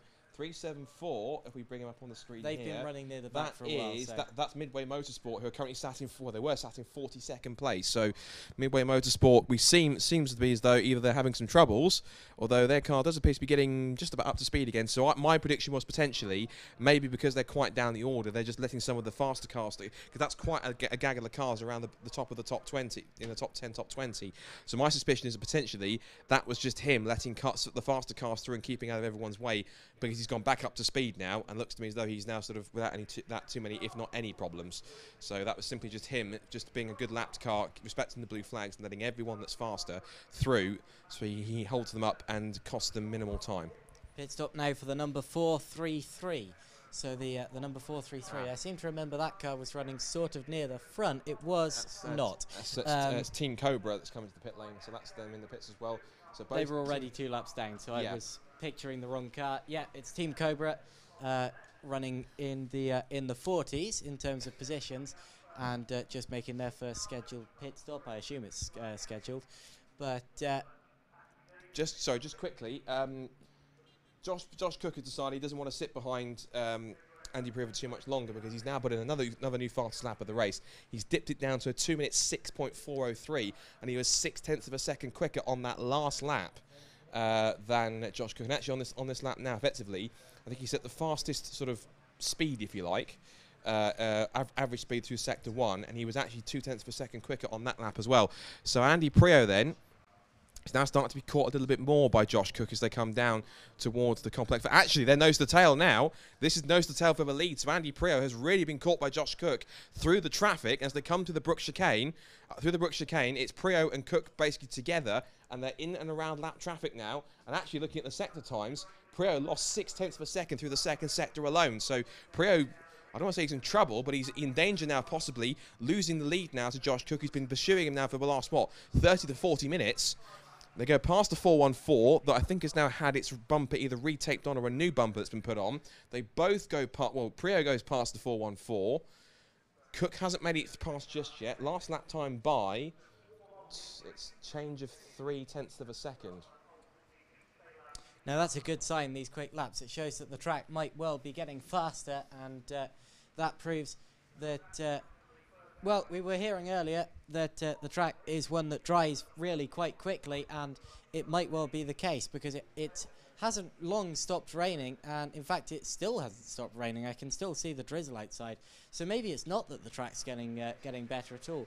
Maybe it is just that Josh Cook is properly going for it now, and he's brought the gap to within a second. So if these cars had rear wings, he'd be within DRS range. Well, if they were Formula 1 cars, at least, they would do, and Formula 2 as well. Now, they're coming through Piff Paff now, and again, Cook is right there. In the twisty bits, he seems to be taking advantage, whereas maybe on the faster sections, Prio's got the abilities to get a better drive off the corner. But it seems to be mid-corner speed that Cook is starting to close in. Sector times last time, he was either, but actually, it was the fastest first sector of anyone, 1 minute 6.712, and he was faster by about 0.4 of a second than Prio. So again, Prio's not the fastest man out at the moment. He's under threat now for the lead of the race. They've got a lapped car in front and they've got to try and get around. As they come into the hairpin together, Cook is right there on the rear bump. He tries the outside line. He did this for second place. He's going to try it for the lead if he can, but there's no room at the end so far for as Prio shuts the door firmly in his face. But the leaders are literally nose to tail down the school straight towards the Brook chicane. Prio and Cook are both together. Now they go past the lapped car. Or do they? Because the lapped car almost gets him. He bulks him up. And that's now going to compromise his run really. And if Cook can get a super exit off the corner, this could be Prio in danger here. So we could see a change for the lead. They both make it past the lapped car in front of them. Slightly tighter run for Cook because he has to try and get past the car, but he can't get past the lap car because, of course, they've all got the same amount of horsepower. It's how much drive you can get off the corner, how quickly you can get onto the throttle.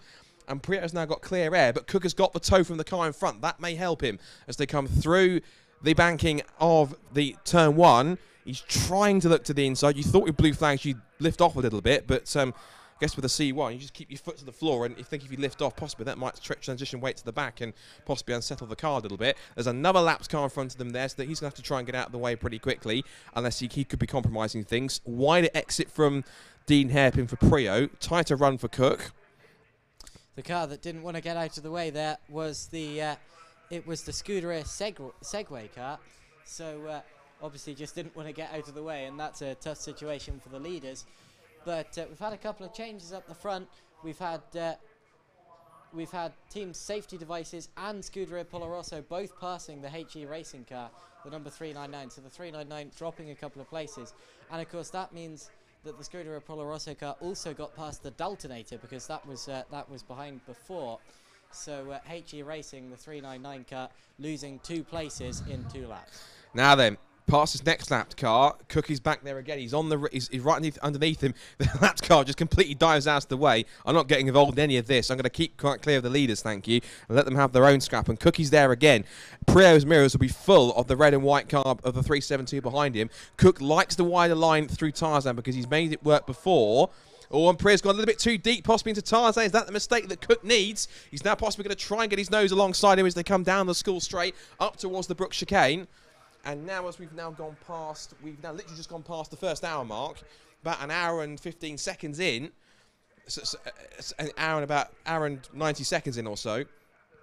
there is a possible change for the lead here. Now, there's no lap traffic in front of them immediately, which means that Prio, as we're seeing here, he seems to have much better drive off this final corner onto the banking and back onto the pit straight, because it doesn't seem as though that Cook has figured that out yet. He's probably just sat there studying the back end of Prio's car thinking, what is it that you're doing that you're actually getting a better run off the corner here? So that's where Prio seems to be strongest to coming onto the pit straight. But in the twisty sections, that's where possibly Cook has Prio's number. So let's just wait and see how this one plays out. But so far, Josh, it seems as though it's pretty much even Stevens. The gap between the two leaders now is still, well, it's less than a second now. It's now 0.9 seconds, but it's a pretty much, it has been for the last, what, almost 45 minutes, almost about 40 minutes or so, a stalemate between these top two with no major change. But even though Cook gets closer, Prio is a very experienced driver. Of course, he's raced all sorts of different cars. He's very much an all-rounder, and he's certainly showing that with one of these C1s, not allowing Josh Cook, who's pretty much raced, well, front-wheel drive almost all his life professionally, the way to go, and he's certainly making it difficult for him to try and get through. Can you believe that we're watching Andy Prio versus Josh Cook in a Citroen C1 race? This is fantastic, and there's nowhere else I'd rather be at the minute. Fantastic. And Prio still defending from Josh Cook.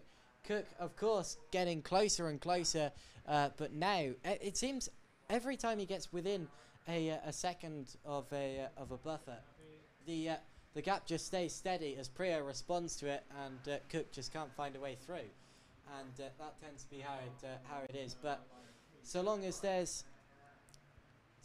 no mistake from Prio, it looks as if he can keep his nose ahead. But everyone makes mistakes sometimes, even the best.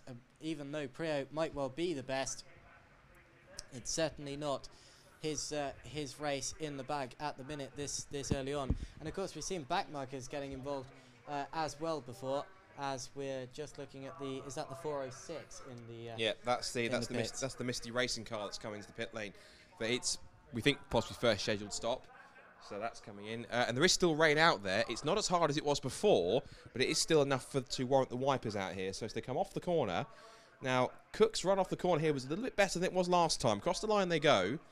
That's less than 0.9, I think. He's closed in now to, what's the gap now between the top two? 0.6 now. The gap, he was about 0.2 of a second quicker. He was literally, literally a thousandth of a second difference in the first sector between Prio and Cook. That's how close their first sectors were. Sector 2, even though it was a personal best for Prio, he still lost a tenth and a half to Cook. And Sector 3, he was also a tenth off as well. So we lost a couple of tenths there on that lap to just under 7.7 of a second. And they are now pretty much nose to tail again, exiting Dean Hairpin up towards Yentwood. So surely it has to be a case of when rather than if Cook can get past Prio, because really he's giving it everything here to try and make it through. But still, the three-time World Touring Car Champion is not allowing Josh Cook through here. So he's just heading now through the right-hander at Chapman into Piff Paff. And have a look at this three-way scrap going down towards Dean. Now we're going three wide. That's for 6th, 7th and 8th, I believe. 7th, 8th and 9th maybe, I think. Yeah, that sounds about right. It's Scuderia Apollo versus the 402 versus the 359. So 410 being Scuderia Apollo. And the 402 has the inside line there. The 359 being shuffled back into 8th position there. Up towards the Tarzan head, but it's side by side for the lead as Cook tries to go around the outside of Prio. Oh, and Prio squeezes him out and says, I don't think so, Josh. Try again, sunshine. On the exit, couldn't make it stick. And that was a pretty close one. Josh dove down there and so basically showed him his door and said, hi, Andy, nice to see you. I'm coming through if you don't mind. And he said, you're kidding, aren't you? So he just went through, squeezed him out wide and held the line as best as possible. So now as they come to the Brook chicane, now Andy Prio realises that Josh isn't playing around here. He's now here for the lead as they come through the left-hander onto the banking once again, and looks though possibly Josh has figured out what Andy does here, because he's kept pretty close, and again he can keep in the slipstream as best as possible here.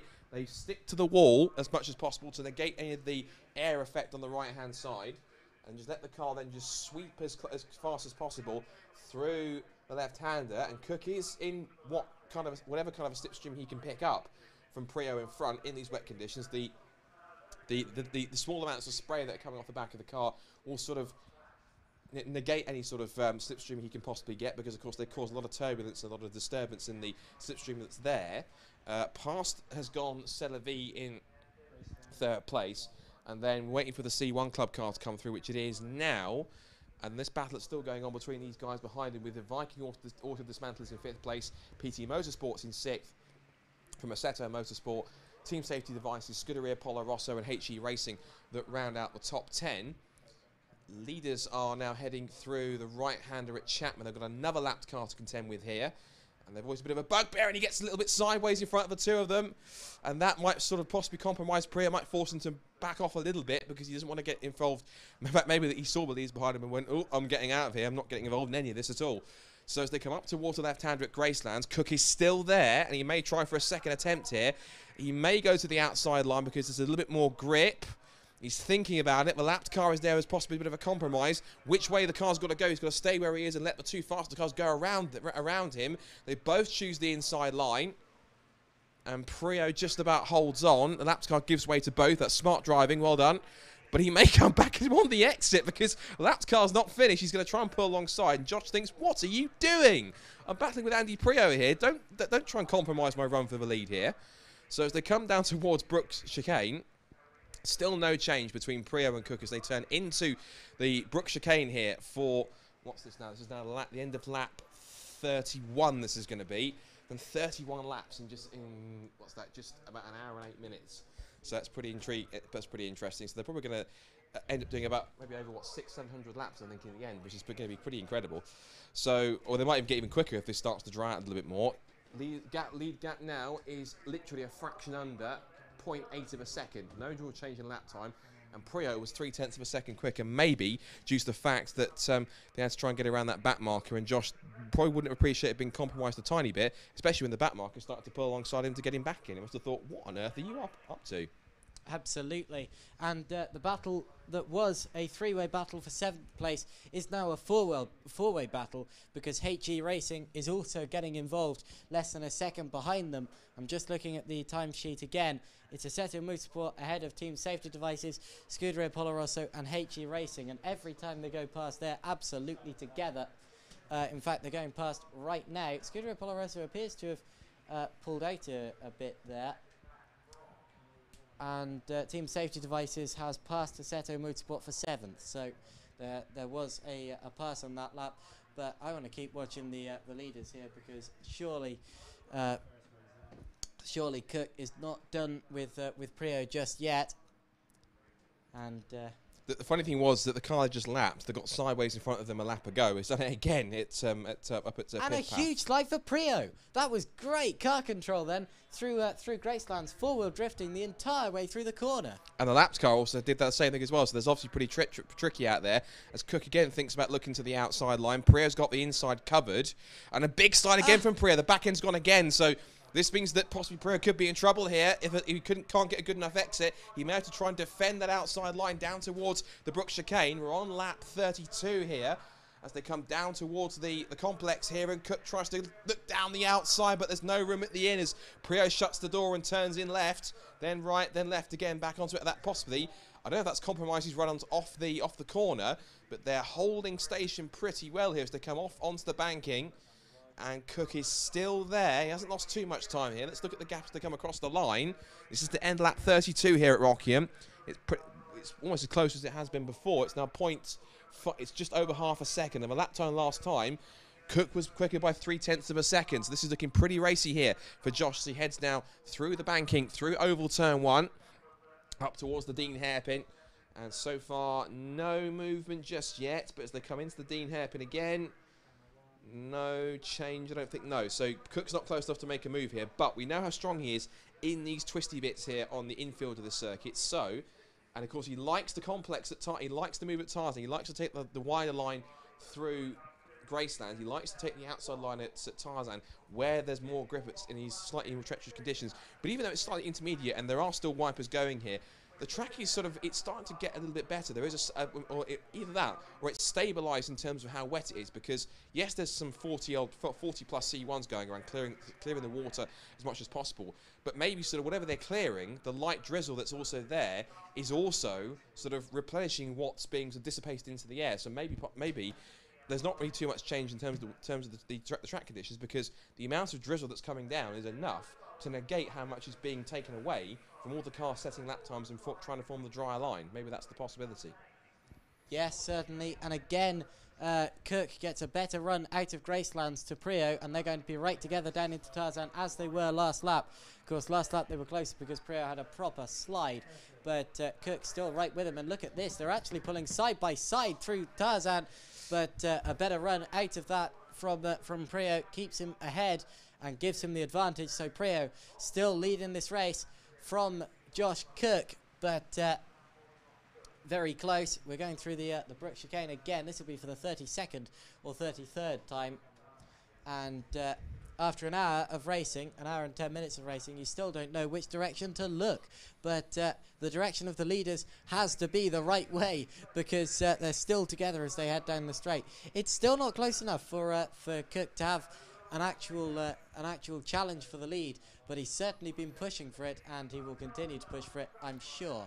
As looking at 4th place, that's Reed coming again under attack from the Viking car. So the second C1 club car again under attack from the Viking car, and the PT car's right with them. So further back from the lead battle, you've still got a 3-way battle for 4th, followed by an absolutely titanic scrap for 7th, 8th, 9th, 10th as well. You just don't know where to look. This is like the start of a race an hour and 10 minutes in. Yeah, there's still a long way to go with this one. It's certainly not over by a long stretch as they look for our leaders. Where have they got to now? They are now, as far as I can see, where have they got to now? They're at the Dean Hairpin, are they? No. No, I don't think they are. Or they might be. Hold on. I don't know if it's just me, but I get the feeling that we've had a change of... No, we've had a change of position? I'm not sure if we have or not. Where are our leaders got to? Let's have a look. So... Spot the Prio. I think we've had a change, because... I think... Is that Josh Cook going through Gracelands? No, where's Prio? I think it's been a change. So Prio's made a mistake. We've missed that in the complex. Our apologies. But Prio's I think a we've long had a way change. I think we've changed for the lead. So Josh Cook appears to have taken advantage of what we think is possibly Good a mistake spot from Andy Prio. And because of that, Prio's down to 2nd place, and Josh Cook's car now leads this race. He's got 2 cars battling amongst each other. He's actually in the mix of both of them. And yes, Prio's in 2nd place. He's coming through Tarzan now. So change for the lead then. Prio now down to 2nd place. Cook now leads this race with his car WRC1 number 372 after what's effectively been, an hour and 15 minutes of in the lead. Josh Cook now leads the race after a mistake, which we didn't spot it ourselves. We were sort of looking at the rest of the action from 4th downwards. But Prio down to 2nd, Josh Cook leads. What I'd give for a replay to see if I can find out just what happened to Prio there. But drama in this race as we've had a change of lead about an hour and 15 minutes in. Yep. Prio is just passing me now. Just confirmation on the timing screen, definite change of lead. Josh Cook's car number 372 does indeed head his way through into the lead of the race. And I tell you what, it's not just that Cook has passed Prio, it's that he's roared ahead. The gap is 3.381 seconds, so he's a long way ahead. And 3rd place still Team Celavi running on their own. 4th place still the battle between the 2nd C1 club car and the Viking Auto Dismantlers car, and the PT Motorsports runner as well in 6th position, and then 7th right with them. In fact, look at that on the on the list. From 4th down to 10th, they're running right together, and through they all stream. Yeah, look at this. They're all together right now. That's down from, what's that? That is 399 to the inside of 359. That's for 9th position there, and they're running side by side through the oval. I believe that HE Racing is passing Assetto Motorsport on the inside line, gets it before the corner, and Scuderia Apollo Racing is also side by side with, is that team, that'll be Team PT Motorsports there, but they're in 2x2 formation basically, from 4th all the way back to 10th, an hour and 15 minutes in. Fantastic. Although I think there's 8 cars in that scrap, so there's possibly we've got a lapped car in the mix as well on that one. So 7 cars in there battling from 4th down to 10th. So the rest of the top 10 is having quite a fantastic battle as they come all the way through. I think that's now heading into, yes, that's going down to our piff path now. And I'll tell you something, that the team safety devices cars rocketed up the order, because that's now up to 5th position.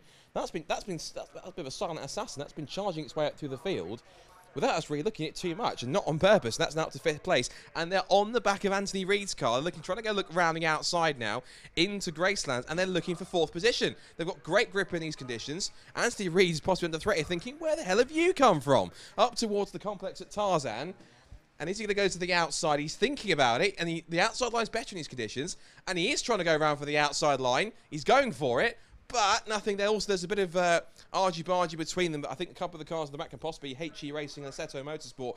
Those 2 cars were getting into it as well. The 310, yeah, Scuderia Polo Rosso was in there as well, so that's a good battle going on. But into the complex they come. 599 to the inside of the Scuderia Polo car. That's for 8th, I believe, and they get it. That's going to update at the end of this lap. But they've really been scrapping in that chain. And the positions have been swapping, and Scuderia Polo has actually lost about 2 or 3 positions on that lap there. Now, as they cross the line, they're still side by side. The 402 car, I believe that's with the 450, which is a lap down. But indeed, the Viking Auto Dismantlers car is 6th, followed by PT Motorsports. HE Racing has passed Scuderia Polo and Assetto Motorsport on that lap. So a good lap from HE Racing.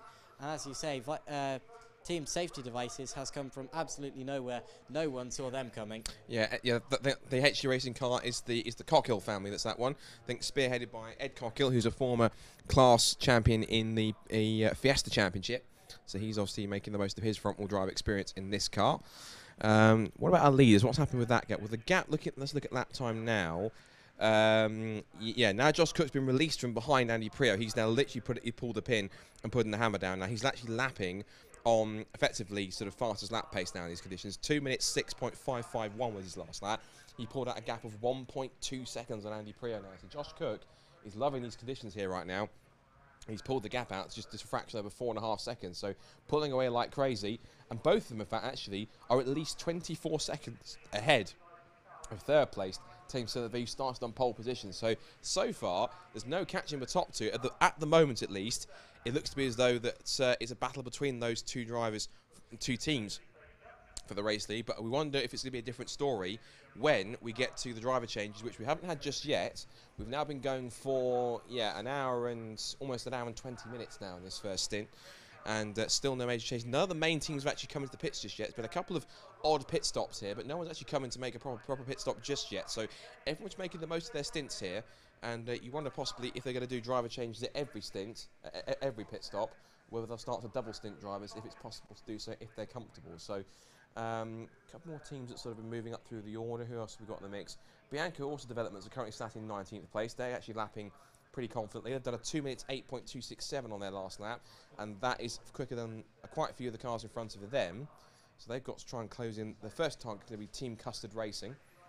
Also, the Mission Motorsport car's not doing too badly. 17th place at the moment for car 322. And there's been a couple more changes in the order, well, I think. Scuderia Polo Rosso has got back ahead of HE Racing. That's now for 8th position ahead of the 399. And the lead gap has gone back out by, I think, another second at least. Yes, he has, because the last lap for Josh Cook, 2 minutes 7.1. Andy Prio, though, 2 minute 8.090. So I wonder if that mistake he made earlier on, whether there's something more than just having a spin somewhere. Did he make contact with something or someone? I wonder. Well, I hope not, but Prio certainly seems to be dropping back. And I think I'll sit down for the first time in this race, actually. I've managed to survive an hour and 20 there. That just shows how exciting the race has been. But, yeah, the scrap for 4th down to 10th.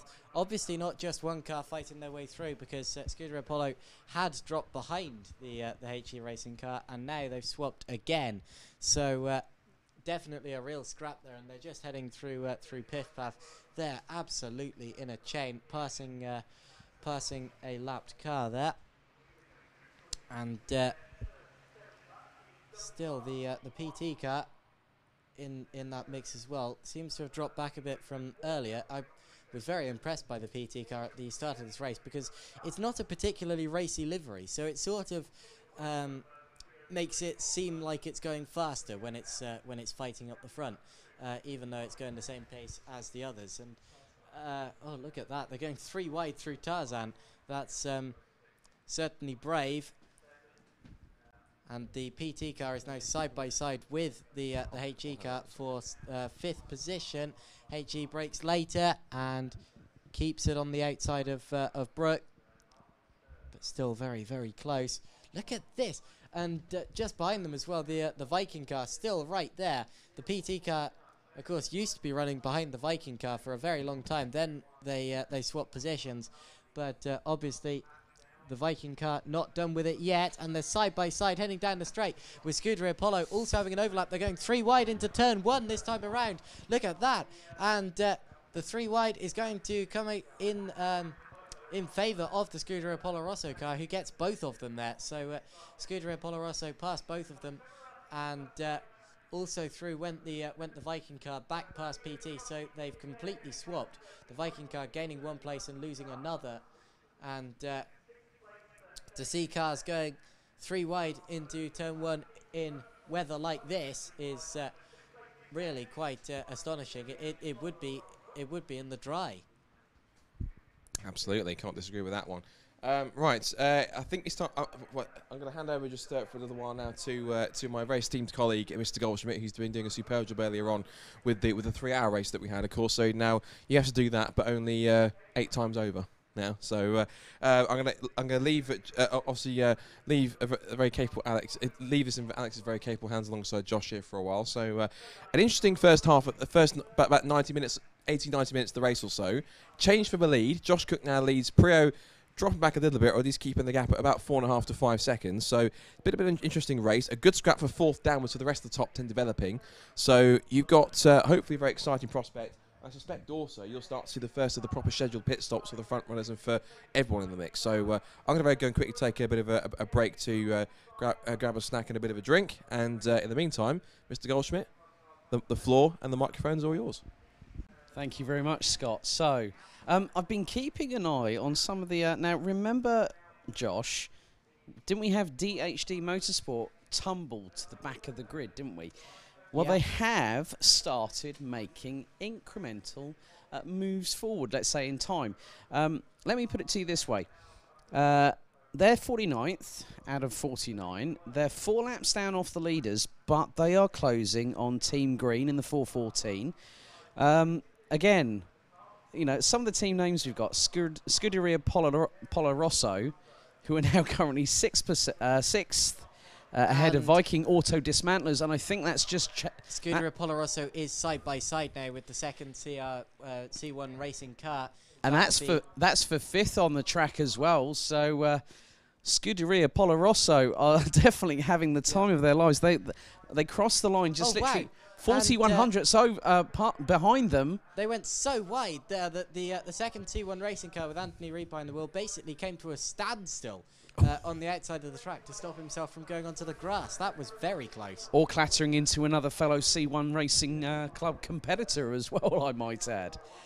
But no, it's been very, very interesting. It's been veteran versus.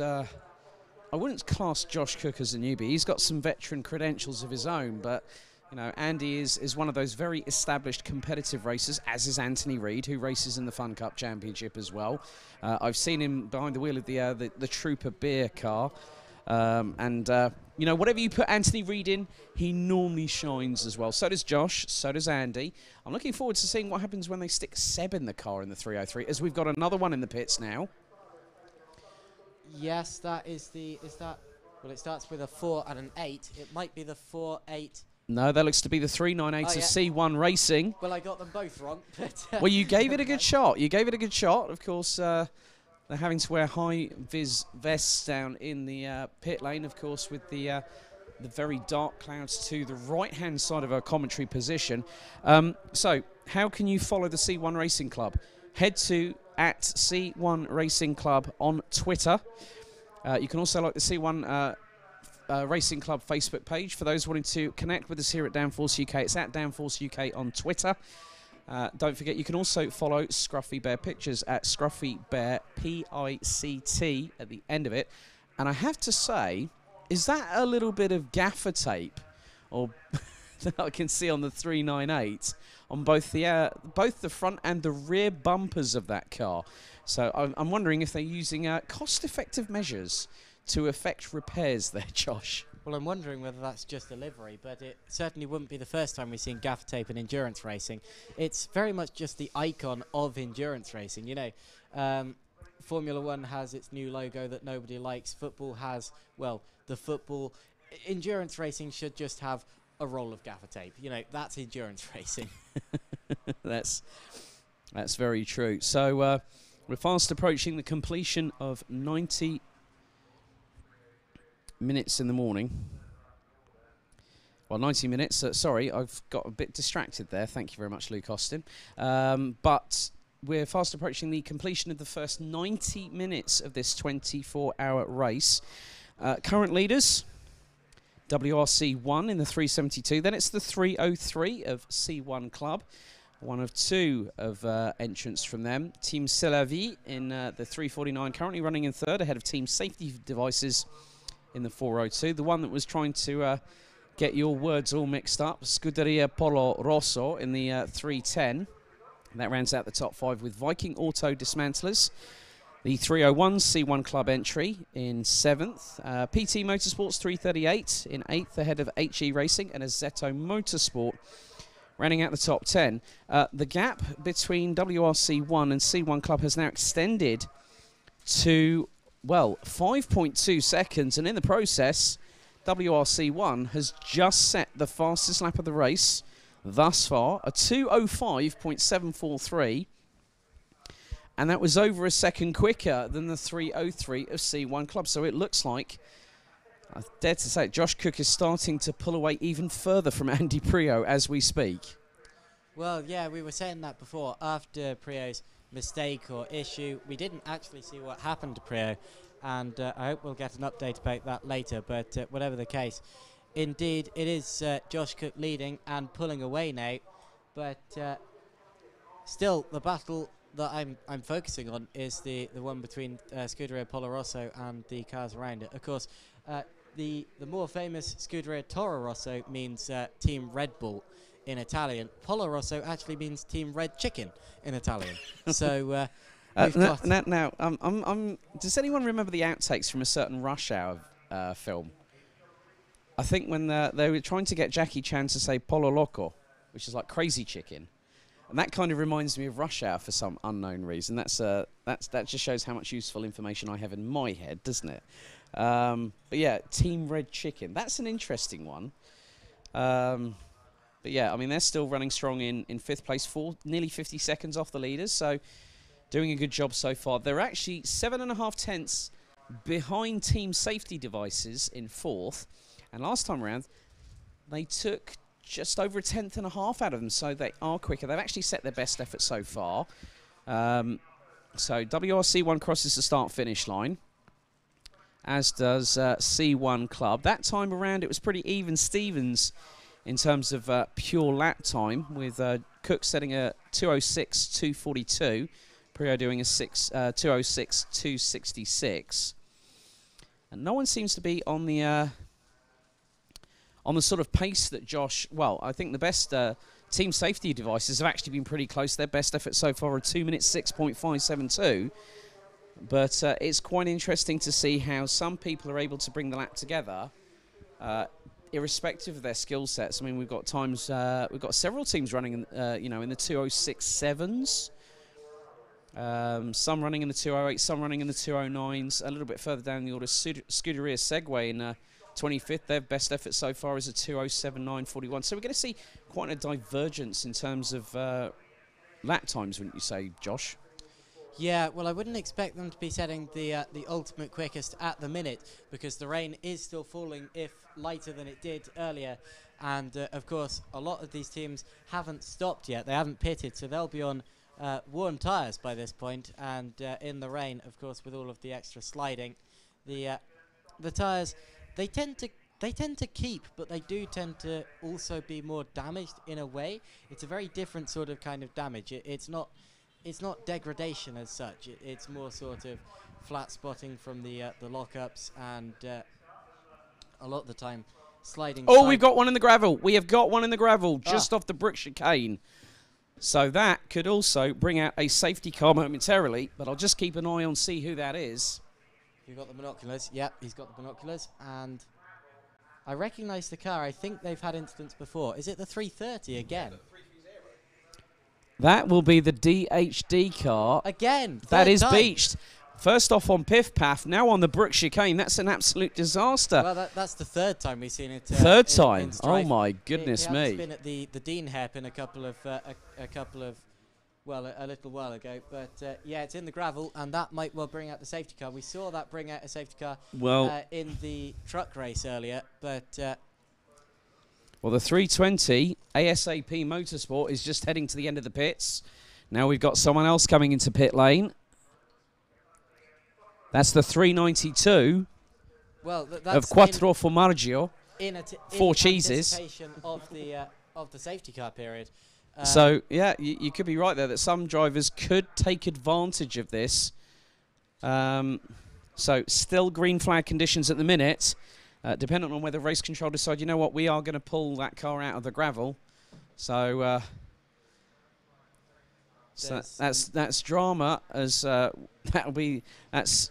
as we've got another car in the pits. Yeah, there's another car in the pits. It's a kind of black car with green outlines to the window. That looks to be the 359, I think. That's one car that's been running up the front of the order, actually. That's yep, the HE car, 359. Yeah, I believe that's the HE car that's been fighting for... Azzetto Motorsport currently running in 13th position. Azzetto Motorsport. So, well, you say they're currently running in 13th. Until very recently, they were actually running as high up as 6th at times. They were right in that scrap for, 4th all the way down to 10th, and they were in the midst of that. And now they've decided to pit earlier than their rivals, possibly trying to get some sort of undercut, and also possibly in anticipation of a safety car period. At the minute, the car's not actually... They're not attending to move the car. Now they are, and now we have the safety car. So there we go. Full course, yellow conditions. Safety car has been deployed with 22 hours and 26 and a half minutes remaining on the clock. Still currently leading. The WRC1 will have its lead slashed to absolutely nothing. So we'll see a resumption of that battle depending on whether the two leaders decide to pit. Now they could put someone else behind the wheel of the car, maybe even decide, you know what, we've actually been running a bit light on fuel. We thought we'd do that. Counter the strategy of maybe what other teams have done. So you could see a driver change. You could see a fuel stop. Anything's possible as more cars are now peeling into the pits. So now this is the opportune time for plenty of them to do so. We've got the 346 in the pits. And now one with a sort of French flag livery. Admittedly, the rear is probably a bit... the good old French tricolor on prime display, as well as other cars. So that was the 346, I said, wasn't it? I believe this is the 339 now coming down the pits, followed by... Oh, is that Prio coming in? I don't think it is, but it looks... No, that's going to confuse us a little bit with these liveries, but hopefully as the lights sort of shine down a little bit later on. So 332 in the pits. Right. Now, just running down the order after this second safety car period, we have WCR1 leading this race with Josh Cook behind the wheel. C1 Club in second, Andy Preo. Team C'est La Vie in third place, followed by Team Safety Devices, Scuderia Polo Rosso. C1 Club, that's the second C1 Club car. HE Racing, Viking Auto Dismantlers, PT Motorsport and Daltonator make out the top 10. And then it's Driving Days PT, Emax Motorsports Ltd, Mission Motorsport, NGN Sport, Team Custard Racing, Blanco Auto Developments, Southhurst Racing, ASR, OAP Racing, and C111. That's the top 20. As the recovery truck, sorry to cut across you there, Josh, but the recovery truck is now attending to the 330. DHD Motorsport beached in the gravel, the very wet gravel, I might add. Cars in the pits, 390 is in there at the moment. Also got 395. So ASR currently running in 21st position. I also spotted the 395, which is exit 13. Absolute alignment. Alignment, I think, has also come into the pits, which is the yellow and orange car just on the left-hand side of our commentary position, as the 330 is coming out of being pulled out by the recovery trucks. So great job by the fantastic marshalling team, the volunteer marshalling team we have here at Rockingham Motor Speedway. And without these men and women in their orange suits, we would not be going racing. And they love motorsport just like we do. And it's a credit to them, also the team here, the race control and the stewards and race direction at Rockingham Motor Speedway, as we've got more coming into the pits now. As we've now got a further 2 cars.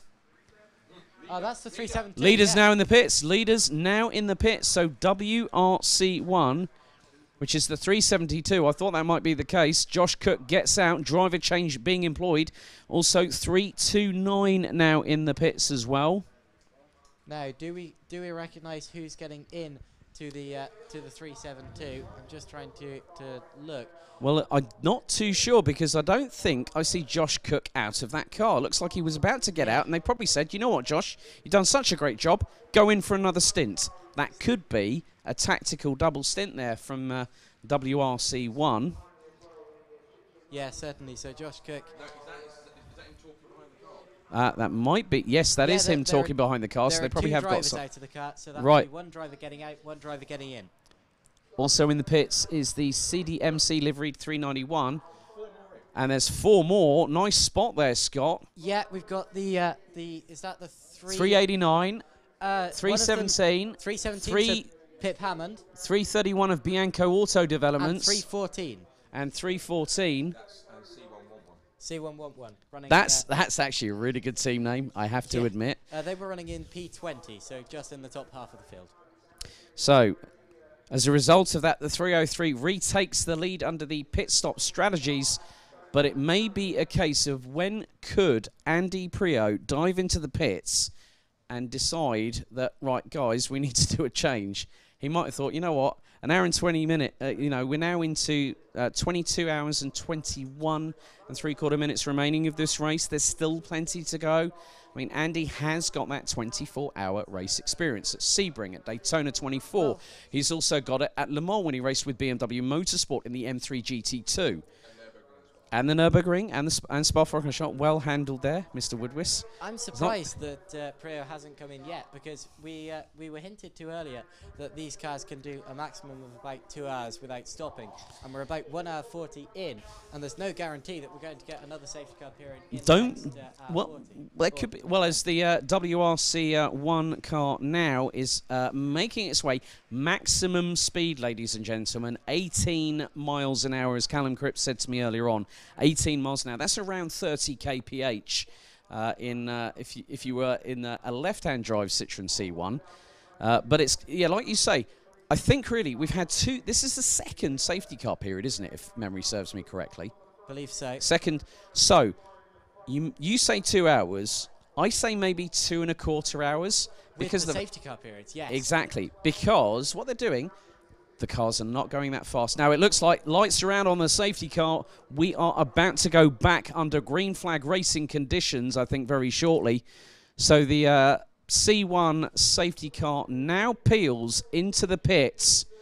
And here comes Andy Prio.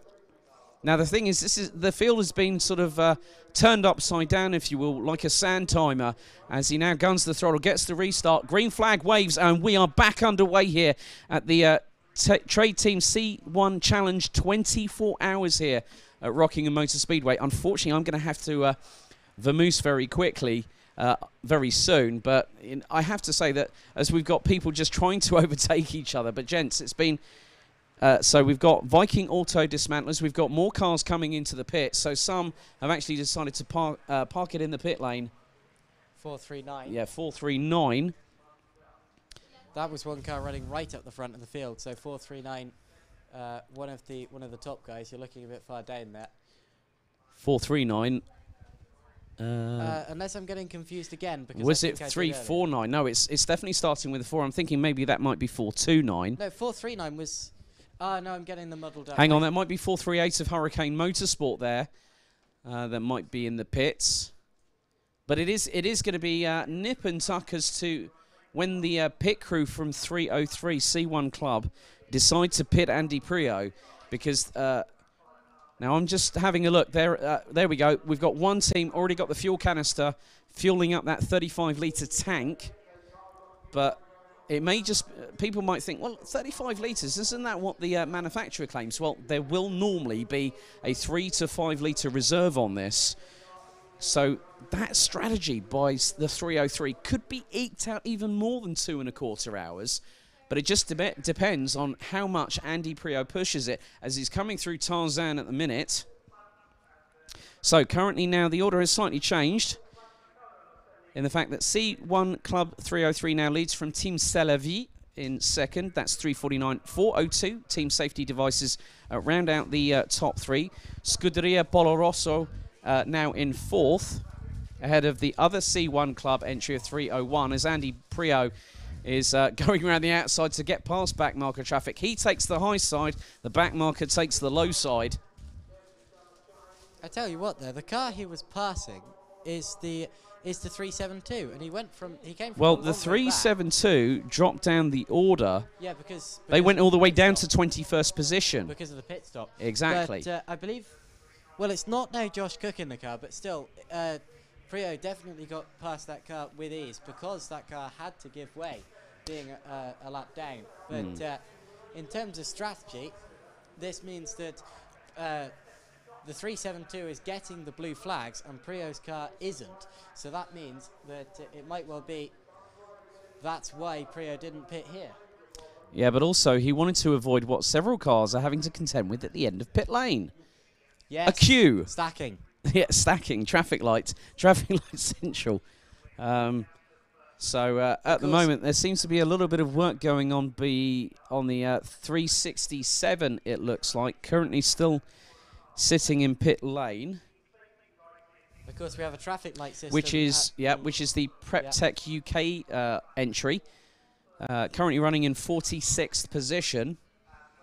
DHD Motorsport, despite being beached in the gravel off of Piff Paff and the Brook Chicane in the first hour and 3/4, are still circulating. And look at the gaggle that's coming through Graceland's, Josh. My goodness. Look at that. There's at least 8 cars trying to find the same spot of tarmac in adverse conditions. Now they're going into the run into Tarzan. It's absolutely mental. Some of those are for position. I see Scuderia Polo Rosso and also the car that's been fighting with for a while. I believe they didn't make a pit stop, so it's Team Safety Devices they're fighting with. It is indeed. And they're right together on track. Yes, and meanwhile, the gap between the leaders of the 303 with Andy Prio, MBE behind the wheel, 3-time World Touring Car Champion, current Ford Performance GTE Pro WEC driver, leads in the 303. Then it's Team C'est La Vie in the 349 who crossed the start-finish line. The gap was just over 4 seconds. It's now extended. Prio last time did a 2 minute 6.2. And Team C'est La Vie did a 2:07.5. So that's 1.3 seconds gained in just one lap. Team Safety Devices and Scuderia Polo Rosso are about half a second of each other from each other. And look at this this absolute cavalcade of Citroën C1s going into turn 1. I think there was at least 10 of them, and they are still going 2 to 3 wide around turn 1, heading into the Dean hairpin. Unbelievable. I mean, those cars, yeah, as you said, there was a scrap of about 10 of them going through turn 1. Not all of them on the same lap, but some of them 3 wide. And it's great to see these C1s doing that. I think that there were a couple of cars involved that were quite high in the order, actually. Did you spot anyone in particular from that scrap? So, as we continue to try and keep our eyes on everything as the Ferris wheel just off of Tarzan has now lit up.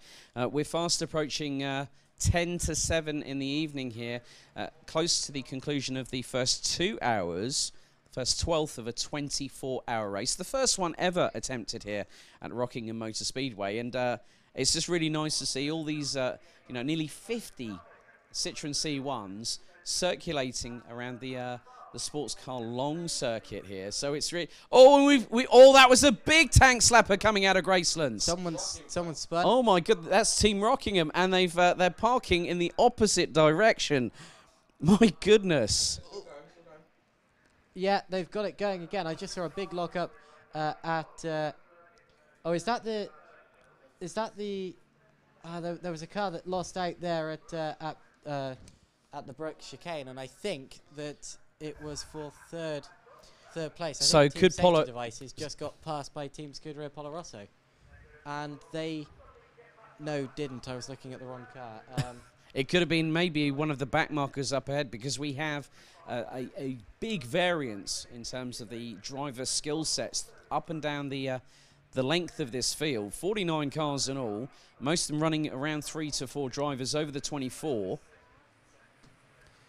So as the it's really funny that you see so many trains in motorsport, and especially when Jarno Trulli was the man that really started it all with the Trulli train. We've now got the C1 train here at Rockingham with I think now, look at the battling that's going through the field as they're heading towards the Dean hairpin. 4 wide I count. And they're all scrabbling for position. They're all scrabbling for traction in these very damp conditions. The track conditions as this is going to be very interesting now, as we've got one of the cars nearly had a bit of a problem there coming through the Brook chicane, manages to keep it on the black stuff. And there's a car facing backwards up at Piff Path. Now who's that? Getting going again and doesn't get involved with anyone. Now that's the car I thought last lap was a car that it wasn't. But well, it was the. What's that? Well, CDMC was the car that nearly had a bit of an off at the Brook chicane at 391. No, it might have been the trade price car that went backwards at Piff Path. I'm keeping my eye on it so I can see what the number is when it comes through. But seen a couple of cars getting backwards at Piff Path so far this race. Certainly seems to be one of the accident spots. Well, I have to say, Josh, in the meantime, Team Safety Devices are they're actually going for it. Okay, C1 Club 303 with Andy Priya behind the wheel. Last lap, a 2 minute 7.06. Team Salavi was a 2 minute 7.781. Team Safety Devices have just done a 2:06.182. Gap between second and third now 1.2 seconds. And in the process, Scuderia Polo Rosso has done a 2:06.4. Wow, that's very quick. So I'm just wondering whether... I'm just going to put this out there. Andy Prio, have you seen the fuel light come on yet? Because we're fast approaching 1 hour and 50 minutes completed. It's going to be very nip and tuck, I think. But I think if they get that car past 2 hours... And Andy's done a really good job behind the wheel of that car to keep it out front, despite the fact that Josh Cook managed to get one up on him in the first hour and a half of the race to take the lead for WRC1. But we still have nearly 22 hours remaining. Look, gents, it's been an absolute pleasure. I know that you're having a little bit of a break at the moment, but I will, as soon as Scott has finished his break, I will be heading off to my next destination. But I wish you know what, I'm going to keep an eye on this stream. I think, for us at Downforce UK, alongside Scruffy Bear Pictures, getting the big thumbs up from bossman Darren S. Cook. Of course, Charlie Martin's down in the pits at the moment. She's meeting some people that she knows from Mission Motorsport and the like. Of course, we'll have Dave Goddard and Adam Weller on the stream once the PA goes under noise curfew at 8 o'clock this evening. But yeah, Citroen C1 racing. I didn't know what to expect, and I have been absolutely thoroughly entertained.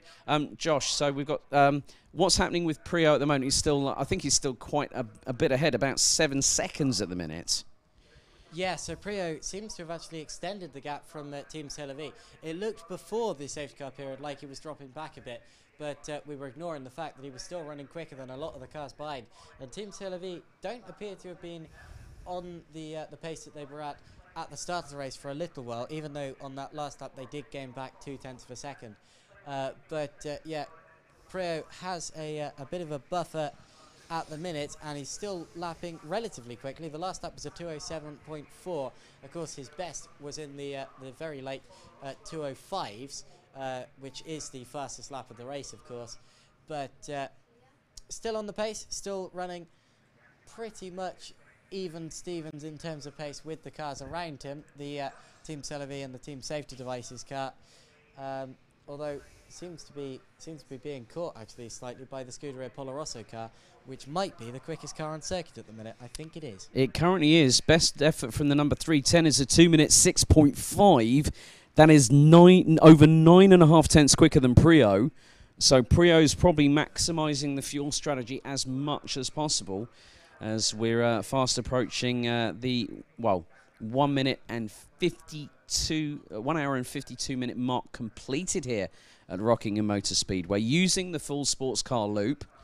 So those wanting to continue watching as the live stream broadcasts over the next 22 hours or so, head to the C1 Racing Club YouTube page. You can also why not follow us why not follow the actual championship itself at C1 Racing Club on Twitter.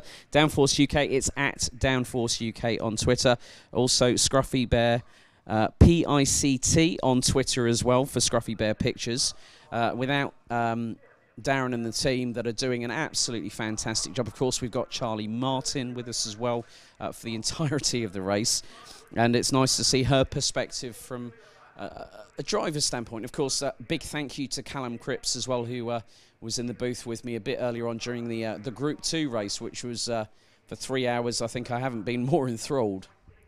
I reckon it's getting very close for second. Let's see what the gap is as they cross the line, because there's a big gaggle of cars. Oh, 0.873 of a second. Polo Rosso, yeah, 0.35 behind Team Safety Devices. So this battle, this is going to be a three-way scrap for second, third, and fourth, and we're nearly 2 hours in.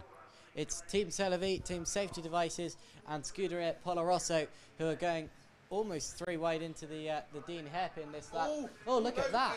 Safety Devices went wide. Yeah, Safety Devices went very wide, tried to come back on and almost made contact with the Scuderia Polo Rosso car, but Scuderia Polo Rosso, I believe, is up into third place there, unless that was a back marker, because there is a back marker in that mix, very similarly liveried to the Team Safety Devices car. Meanwhile, Driving Days PT in the 352 has got past the C1 Club 301 car for 6th position. And they're currently half a second apart last time around. So there has been a change a little bit further down into the top 10. Viking Auto Dismantlers, 419 currently 8th, ahead of PT Motorsports in the 338 with Daltonator, 353 rounding out the top 10. Now, just having a look, it was, I think, the Team Safety Devices car that did go wide, which means that we now have the Scuderia Polo Rosso car up into third place as we expected, and that means that still the podium positions are scrapping, and not just through strategy. This is on the track. It's like an IMSA race, really, because of the safety car periods and because of the close racing. You know, it does remind me, especially because of this track being a roval, you know, a road and oval course. It reminds me in a way of the Daytona 24 Hours. Very much so. But there we go. Well, ladies and gentlemen, it's now my time to vacate and vamoose, I'm afraid. So I'm now going to head over to the dulcet tones of our very own Scott Woodwiss. Guys, it's been a pleasure. Nice to meet you as well, Josh, for the very first time. Big thank you to everyone watching on the live stream. Enjoy the rest of the inaugural C1 Racing Club 24 hours. I will be watching. And don't forget to enjoy as we find out that motorsport is fun. It is here in Rockingham. Thanks a lot, guys, and enjoy for the next 22 hours or so. All right, see you later, Alex. And welcome back to Scott Woodwis. Hello, Scott. Hello, Josh, and hello to everyone on stream, and great job for Alex to fill in there just for a little while as we get back to the action. So, just about 2 hours, almost 2 hours in to this C1 24-hour race here at Rockingham, where we are situated currently in broadcasting from one of the suites. We've got just about the best view we can have in the house. We can see just about all the circuit as all the lights are on now for all the cars. I think the rain has thankfully started to dissipate a little bit. Well, we say that there's still cars going around with windscreen wipers on. The Rockingham car goes past after its earlier spin. And there's a big gaggle of cars now heading into Gracelands to get about 4 of them, almost 4 abreast into Gracelands. That's never going to work. And that's actually the battle that's going on for 3rd, 4th, and 5th. And that's changed because safety devices is up to second, third, and 4th? I think it was 2nd, 3rd, and 4th. So that safety device has gone up to 2nd. Scuderia Polo Ross has gone up to 3rd, and Settle V's gone down to 4th place. So they're scrapping, I think, with the trade price cars entry as they come down. No, sorry, that's the silver Amigo Motorsports car, number 350 that I can see. There's another big gaggle of cars going through Gracelands now, about 4 or 5 of them in the mix. As so that's battle for 2nd, 3rd, and 4th has all changed again. So it's now the safety devices car in 2nd place, from Scuderia Polo Rosso in 3rd. Scuderia Polo Rosso is still ahead of the safety devices car, from what I can see that. No, I think it's the other way around. Well, here they come across the line, so we'll see as they go past. Yeah, it's still ahead. Look at that. No, the safety devices car is ahead of Scuderia Polo Rosso. I'm getting them muddled up. Yeah, you're right. I think the confusing one was you had the Amigo Motorsports car, which is the silver and blue car behind it. That was, I guess, looks slightly similar. And because of that, it means that there's been a change. Although that's the Scuderia Polo Rosso are starting to fight back here for 2nd place. They are thinking about a move into Dean Hairpin, but the safety devices is not going to capitulate that easy. They've got another lapped car to get around in a moment, which if they can negotiate, that shouldn't be too much of an issue, I don't think. So no change at that so far, but still it's Andy Prio after what is almost about 2 hours of this race now. Take a very wide line through. If he's throwing that car from one side of the circuit to the other, trying to make the most of the line, and now you can see that 2nd, 3rd. Well, 2nd, 3rd is now trying to pull away from Celebi because they're getting caught behind these lapped cars. And then what's not helping them either is that the Amigo Motorsport car is a lap down, but it's not capitulating its track position. It surely has to respect blue flag, unless I'm getting that wrong, because that Amigo Motorsports car is quick enough to stay with this group for 2nd, 3rd, and 4th, but it's not allowing the car that's a lap ahead to make its way through. So we'll have to wait and see how that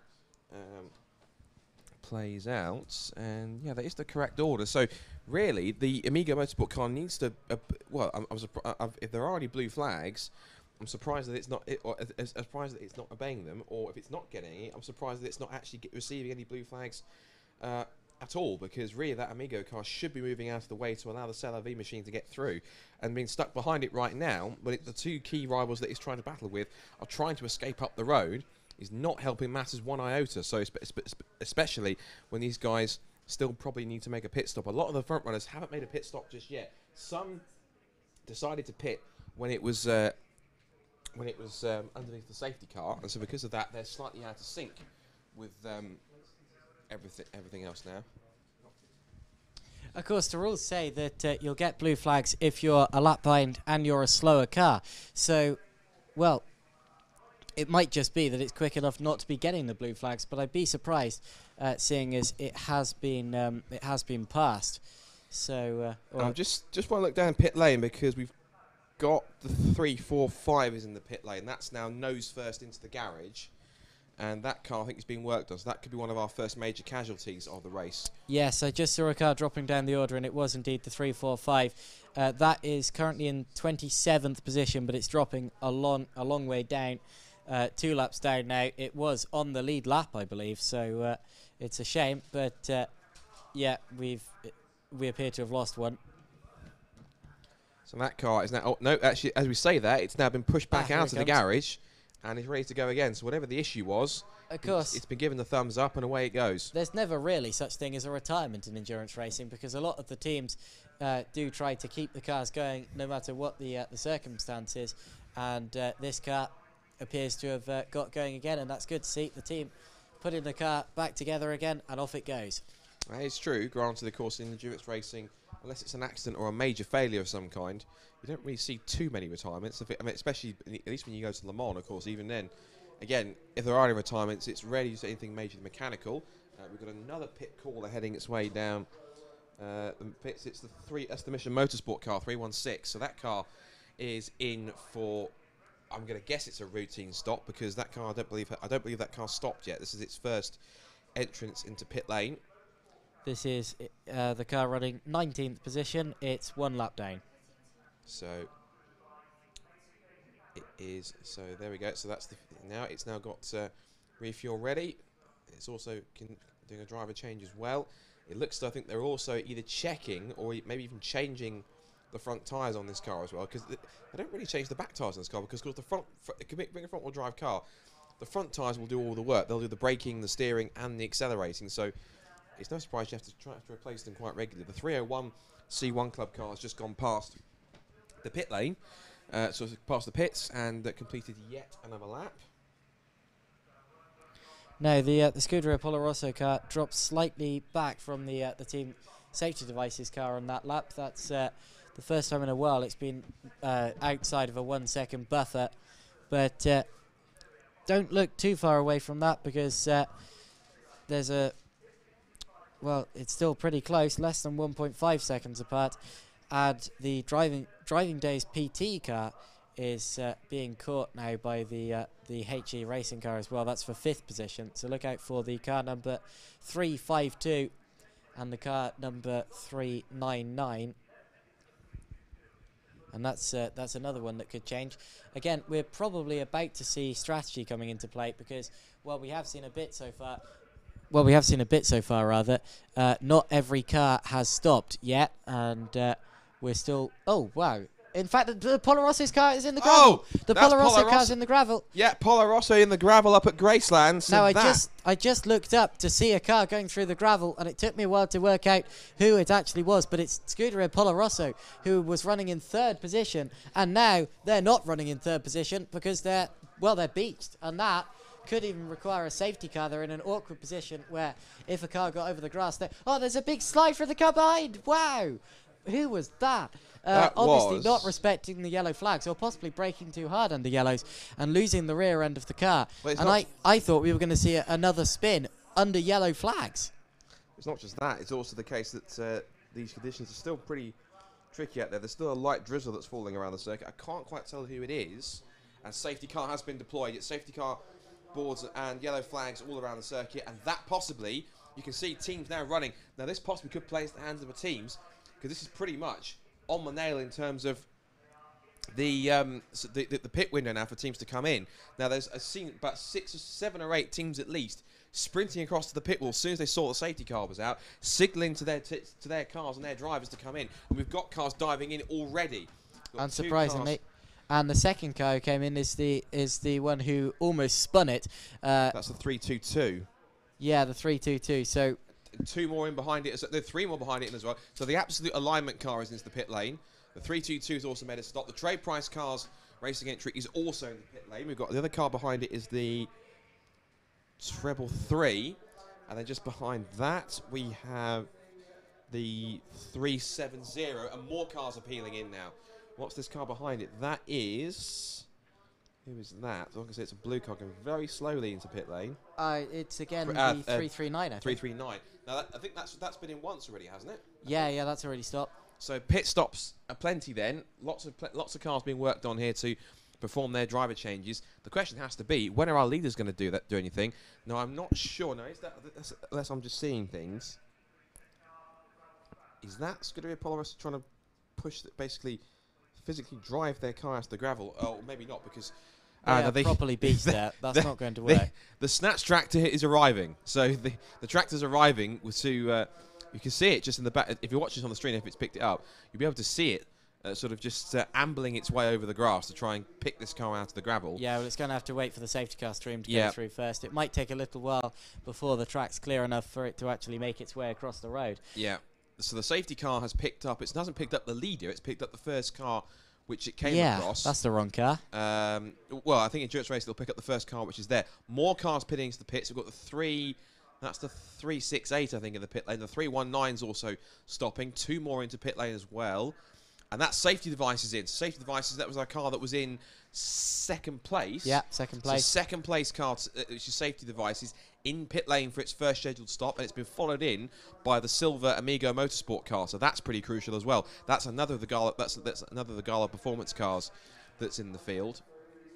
So some crucial pit stops here. The light's still on the safety car. Now, are we going to see like a NASCAR-style sort of peel-off where we get tons of people coming in as they do underneath the caution period? Now, the driver of the Scuderia Polo Rosso car is got the door open and is out of the car. And, right, 1 car's peeled off into pit lane. 2. No, they're all coming in. Look at this. And I think one of them is Prio, and that makes a lot of sense. Let's have a look. Because let's see. We've got number-wise. Sorry, we've got number-wise. We've got the HE Racing cars in. The 301 C1 Racing car is in. 301's in. Misty's in. Oh, look at that. Look at There's that. almost a collision in the pit lane between wow. 2 cars. Who was that? That was the 353 and the 398. So yeah. those 2 tried to turn into the pit lane together and almost collided. So that would have been a real calamity if that had happened. More cars in the pit lane just behind them as well. Well, the 353 is that's Daltonator, so that's very high up in the order. Our friends at DHD have pitted, so they have decided that they've had enough of spinning and they want to actually come in the pit lane and make a pit stop. 414 is also in. That's the car that had the black and orange flag earlier on for having a piece of bodywork flying, hanging around on that car, and the rear bumper taken off for some damaged front end. Now, Mission Motorsport have just finished their pit stop. Maybe it's a slightly lengthier service than normal, but the pit lane now is a real hive of activity with plenty of teams and drivers making either regular pit stops for tyres or for fuel or driver changes or whatever else they feel might be necessary. We've got another pit caller, and that is the white car with the sort of red cross on it and the sort of the ambulance style sort of green and yellow squares. I should point out that just before the safety car came out, we had a new fastest lap of the race from the WRC1 car. So now then, here's something. C'est La Vie have also decided to make a pit stop, so our pole sitters from earlier on are in pit lanes. They're the ones that dropped down, I think, to 4th place after being shuffled out in the sequence. So they're in the pit lane as well. So the one thing I'm very surprised about is that no sign still so far of our leaders in the 303 car. So Andy Prio has been in that car now for, I'm guessing, what time are we on right now? Just having a look at it. What time are we on? We've just got, we've done 2 hours and almost 10 minutes. So 2 hours and 10 minutes behind the wheel of that car. Now, Andy Prio, of course, has done long stints before of a vast variety of endurance races of various lengths, from sort of 2 or 3 hours all the way up to 24 hours. But I'm intrigued to see, the fact that he's confident enough to stay out for 2 hours and 10 minutes. Now, this is interesting. The safety car appears to be waving past either lapped cars or cars that are behind in the sequence, behind the 303, and that will mean also, quite interestingly, that the 372, which is the WRC1 car, which I'm going to believe is possibly the highest placed car that's made a pit stop, that's already made a pit stop, not counting the ones that are in the pit lane right now, it's being allowed to get its lap back. Now that's interesting because it means it brings it back onto the lead lap as the another car heading the exit pit. I think that's the Misty Racing car just exited pit lane, or it's exiting pit lane as more driver changes go on. Just so many cars are just literally so many people. Now another car's ready to go out. What have we got? I think the Daltonator car has finished its pit stop. 339 have finished theirs. Do we have any more pit callers? Yes, 1 car peeling off, 2 cars peeling off. And one of them, I think, is the PT Racing car. It's certainly a red car. We've got, that's 352 is in the pit lane. And green, no, so I thought it was green flag, but no, they're just being allowed to go around to the off the back of the queue. It's not the PT Racing car. No, that's the 377. Well, 377 is the OAP Racing car, so currently 5th, making their first pit stop of the day. And as for Andy Prio's car, he has missed the pit lane. He has not come in once again. So effectively, the Citroen, the safety car, which is also a Citroen C1, for the newest Citroen C1, he is letting everyone through. But he has to realise now that in a moment's time, he will pick up the leader, which is going past us now. So Andy Prio I am highly surprised by Priya not pitting. Surely now he needed to. Someone just went straight on it. Dean there. I saw someone recovering as if he'd just been off and down the oval section, basically. I think there's a bit of confusion behind the safety car because they can spot the 303 car, but there's 2 cars that they need to let go before they actually catch up to. And so they now realise that they have to let one go, and they have to let another go. I think the car behind Priya wants to go past him to try and get his lap back, but he can't because they have to let everyone through until they get to the leader, and then everyone else behind him has to stack up. So they have to allow this car through. I think they're just talking that the safety car will have a constant feed to race control on the stewards and the clerk of the course in terms of what's happening. Now he lets him through. Now he's picked up the leader. I tell you what the trouble is. It's that the Scuderia Polarosso car has been cleared. The snatch tractor is being recovered. The safety car could come in basically. It could come in at the end of this lap. And the trouble with this is that you've now got a bunch of cars going around the track at racing speed when they should be under safety car conditions. Yeah, but the thing is that they'll catch the safety car train. They'll see when the safety car train's coming up. And so anyone who's sensible enough at this point in time would lift off to be able to do that. So the safety car now has picked up our leader. So Andy Prio has been collected by the Citroen C1 safety car, and everyone else behind him now forms out. I think the car immediately behind Andy Prio was that keen to try and get past. If he could, he'd try his luck and just kind of pulled alongside just to kind of just say, can I come past too? But, of course, the answer is no, you can't, because you're behind the leader. Everyone who's now behind the leader has to stack up. It's exactly the same as any form of endurance racing behind the safety car. You have to pick up the leader, and everyone else behind, regardless of what order you're in, you have to stack up on that one. So this is interesting here to see how, because he's taking a fairly steady pace at the moment to let these cars through. Now, the Scuderia Polo Rosso car, with its hazards on, has now made it back into pit lane. So this is now going to mean it'll probably have a check over of some kind to make sure it's okay. Or in fact, it may have done that just whilst we were talking about it, but stops at the end of pit lane. Now gets the green light, and away it goes. Now, where has Scuderia Polo Rosso dropped down to? We need to Scuderia Polarosso is probably a long way down the order. They are I'm just looking for them now. They'll actually be 48th, so second to last here. So that mistake, when they were running up there in the top 5 position, possibly in a podium position, has sent them packing all the way down the order. And there's another car that's heading to pit lane. I'm trying to see the number, but it's being obscured by mechanics. 320 has just pitted as well. So so the number 320 is pitted. The ASP Motorsport car in 47th. Let's have a look at these cars here that effectively we believe have stayed out. Now, are any of them going to peel off into pit lane? Well, the safety car lights are still on, and that's probably to allow the cars at the back to catch up. Because the last of the cars they need to pick up are just going through Dean Hairpin now, and they're coming out of the Brook chicane onto the turn 4 banking. Now, none of those cars in that train have decided to pit. Now, some of them may have pitted earlier on, which I think a couple of them actually have. In the last couple of laps, they have actually been ahead and pitted, so they're at least a lap or two down. But Andy Prius still feels confident enough to trundle around behind the safety car, probably saving a little bit of fuel. The 352 car needs a bit of assistance getting itself pushed and bump start. It's getting a push from a couple of mechanics, but a couple of mechanics to get it going again. But it's having problems actually getting started now. So that says to me that they're having problems that's having issues. So the 352 car refuses to fire up properly. They're trying to push it down the. So they're refusing to. Well, the car's refusing to fire up. At least, or it's now stopped outside one of the garages further down from where it was.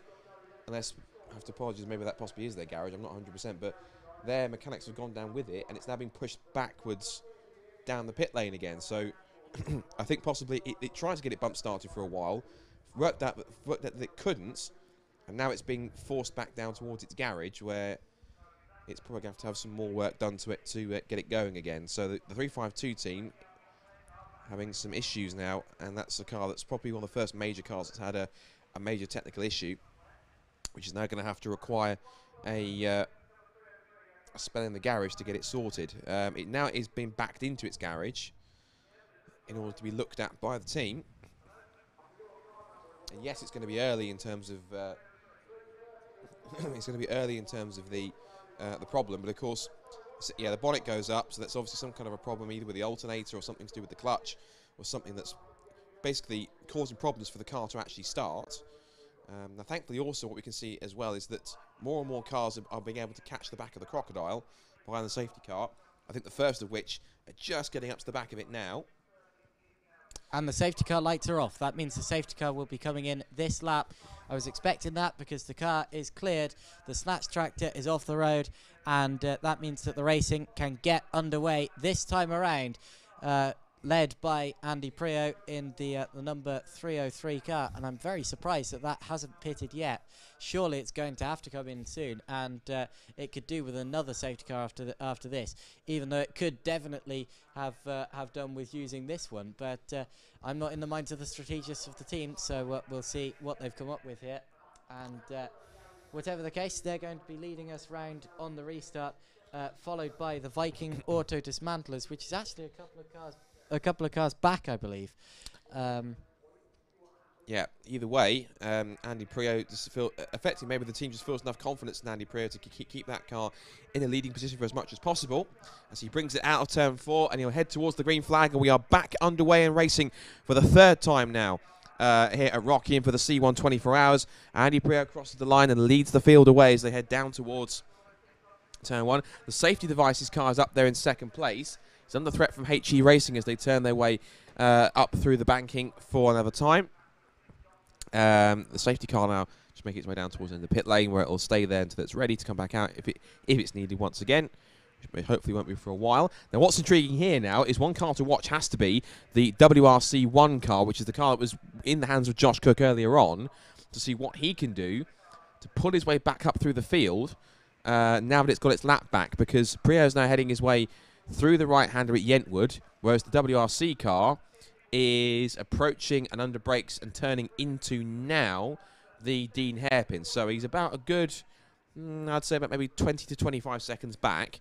And the last few cars that we had, which pitted earlier on, which sort of just been going around the last sort of tail end of the field, including the 301. Yeah, which is that's the second C1 club car. Yeah, that's the Anthony Reid car. That's. Yes, but I don't think it's Anthony Reid behind the wheel now, unless they double stinted him, because the car did make a pit stop, and I thought that I saw a driver change. Here's something interesting. Unless I'm mistaken, that looks to me like a piece of bodywork that's either possibly... Yeah, that's been there for a while. It's been there for a while, so... It's on the entrance to the pit lane they use in lane. the GT series. So it's not the pit lane we're using here. We're using a kind of tighter version of it. But it's the entrance to the NASCAR style pit lane, and just on the exit of the Brook chicane, and it's been lying on the road there for a while. It doesn't seem anyone's really bothered about it because it's well out of the way. Yeah. And well, I just hope it wasn't anything important. Well, I guess we'll find out, and that's not me in terms of whether it was or not, but we'll wait and see how that works. Meanwhile, Andy Prio, who is now still has not pitted and has not changed at all in terms of anything, in terms of a his strategy. Still feels very confident behind the wheel, and the team appears to be working pretty well. So he will now continue on. The HE Racing car, which is the Cockhill family, are doing a grand job at the moment. So we're just being joined again by Charlie Martin, the Ginetta GT5 racer, and Charlie, what do you make of the situation at the minute? Well, yeah, it's pretty interesting to see how it's unfolding. I've just been down in the garages talking to some of the teams and trying to get a bit of an insight what's going on in the cars. It's conditions not really getting much better out there. Rain's still coming down. I think at this point in the race, it looks like quite a few of them are doing driver changes and just, I suppose, getting ready for the last bit of daylight before it starts to get dark here, really, and they have to start using their lights. So you say you've been talking to some of the teams. Can you shed any sort of light on strategy or anything like that? Well, to be honest, most of them are a bit cagey on their strategy. So, yeah, I didn't manage to extract too much information from anyone. But I think later, hopefully, before too long, we're going to go down with the camera crew and try and get a bit more information from some of the teams and get a bit more of an in-depth explanation of how they're trying to manage their race going into the night, really. Fantastic. And any sort of predictions for the night stint? Who looks strong? Oh, hold on. There's a car facing backwards on the exit of going up to Piff Path there. Now, who's that? It's the car you were saying had the sort of ambulance checkered pattern earlier. Yeah, I'm not sure if I can pick out its number at this distance, but it has now recovered, so not too much drama for that one. And it has now decided to get going again. So a bit of a minor mishap, but it's all good once again, facing the right way and back on the road. Meanwhile, Andy Prio, I say this in capital letters, still has not pitted. He's still been going for almost about 2 hours, maybe quarter 2 hours, 20 minutes. And he is still out there. He's going past the pits now with a fairly commanding lead. You can tell he's done this before almost about 100 times in terms of the endurance races, because the team clearly have enough confidence in him, and he has enough confidence in the car to carry on. So whereas other teams may be swapping pretty quickly to get from one driver to the next, and he's out there just enjoying himself on a off weekend. And bear in mind, this is someone who was competing in the 6 hours of Spa last weekend. So that's excellent stuff. Now we've actually been joined, thankfully. I think Josh is just going to have for a second, but one of the drivers fresh from his first stint, and also a very good friend of mine, Mr. Pip Hammond, has joined me in the commentary box. I was about to say afternoon, but evening, Mr. Hammond. How are things? It's good. It's good, and it's a lot of fun out there. These cars are made for these conditions. It's great. Fantastic. And of course, you were in the thick of it, of course, and you've just done your first stint, of course, in this car. Effectively, for anyone who's wondering, of course, just exactly how tough are the conditions out there right now? I mean, the start especially, because all the water had a chance to settle before we got going, was pretty mental. Most of the people out there, there's plenty of respect, but there are a couple of battering rams out there. You might have identified them from up here already.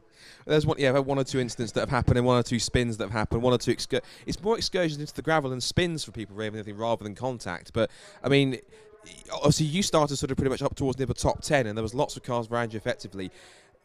How did that charge down into the Dean hairpin when you had all the cars around you feel like? Was it kind of that you sort of hold your breath and see what happens? Were you sort of like, this is just part of the experience, I'm used to it?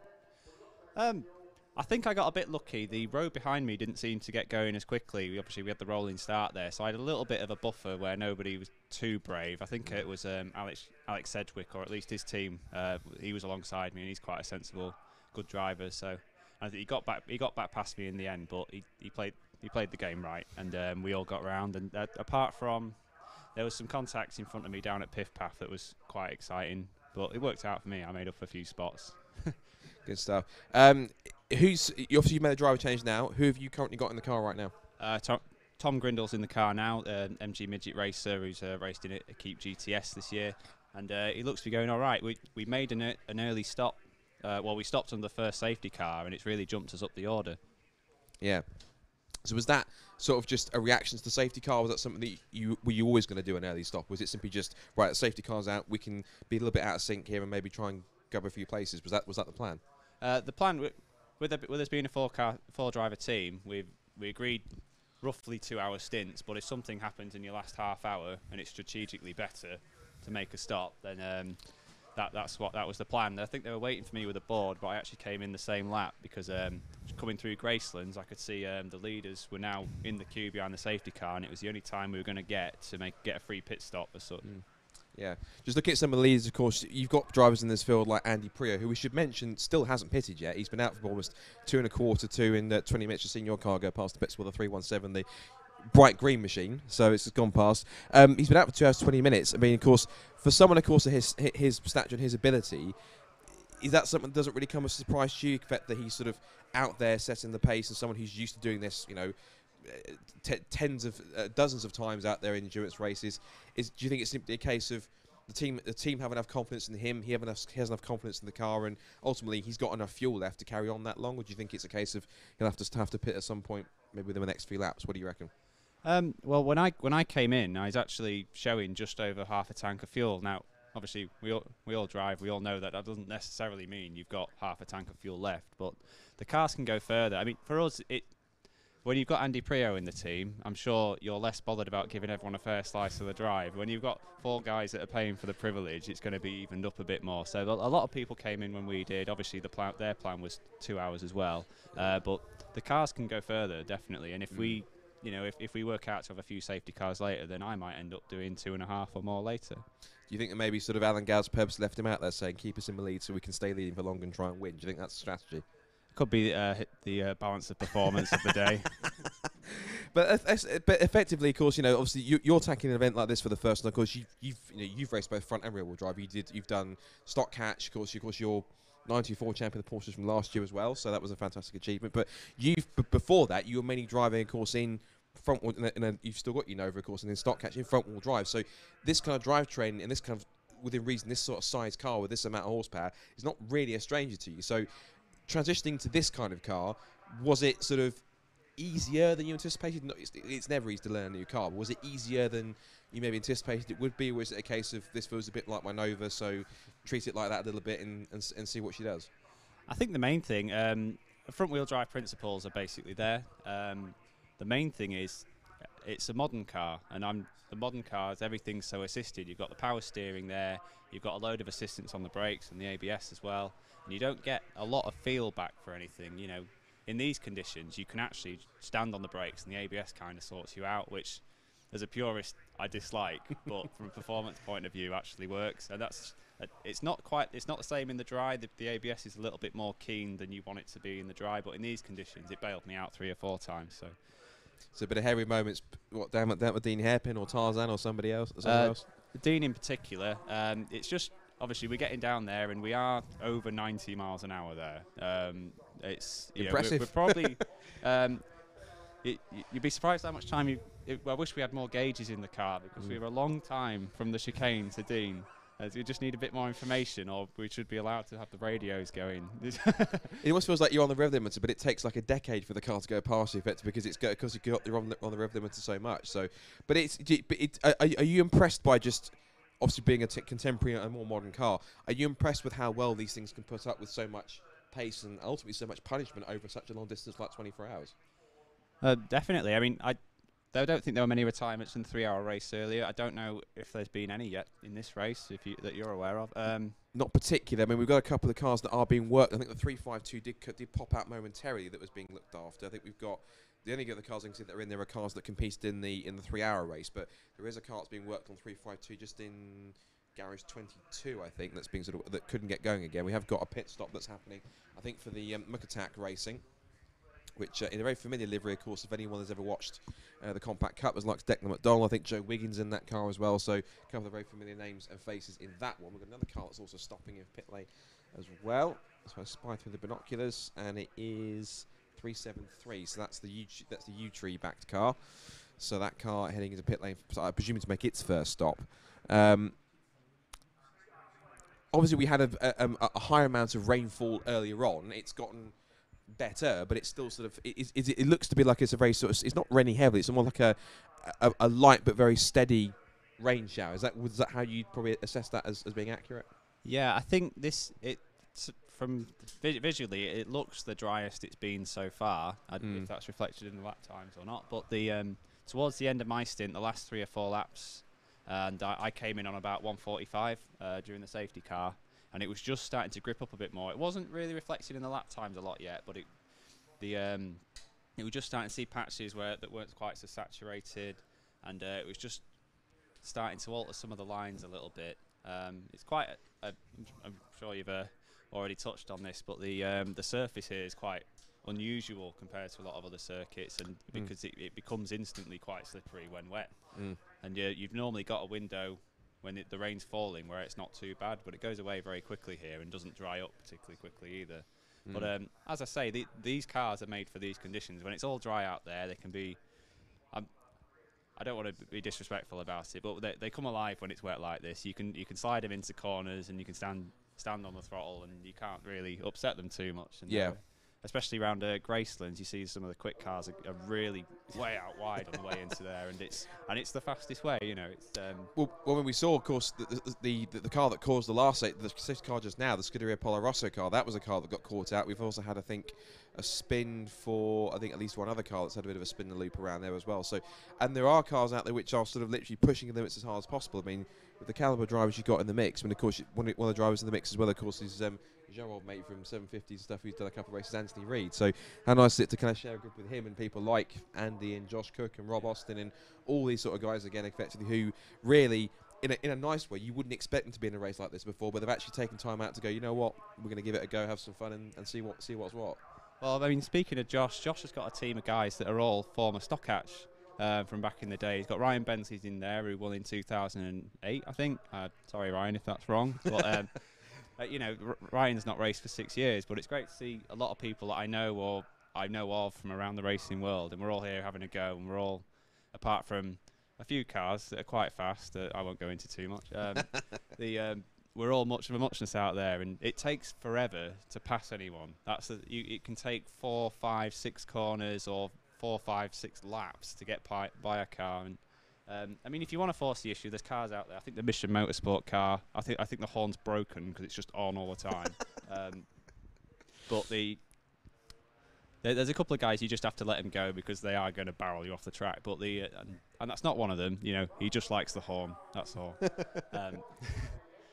Just letting people know he's there. So. Yeah, I mean, there's a few times. I mean, we don't want to smash the car. We don't want to smash our car to bits anyway. I don't think that's everyone's attitude today, on the evidence that I've had. But I brought in without a scratch. Hopefully, Tom's going to do the same. It looks like he's got his head around it now because obviously he's not come from any front wheel drive racing. He's racing the MG midget most of the time. A very, very, very different machine. You got two of your Porsche friends in the mix where you got David Jones and Stephen Potts as well. So, I mean, how have they been finding the experience? Of course, again, because I'd imagine, again, right, Stephen has raced Alfa Romeo, so because he's got front-wheel drive experience. David, I'm guessing, has been mostly rear-wheel drive, unless you can tell me different. But effectively, again, how obviously Thomas is out there as well. Of course, I think I know he's also done some HRDC racing as well. I think he's also done 1 or 2 Mazda races as well. He's done a couple of Mazda X5 races. So, in terms of the other guys, I mean, how are they finding these? Are they finding it just as entertaining as you and the rest of the guys are? In terms of are they sort of loving it as much as you? Yeah, I think so. There's a little bit more of an adjustment there in terms of the amount of front-wheel drive experience I've got versus. I mean, Steve and Dave are very experienced drivers. They're very, very good drivers.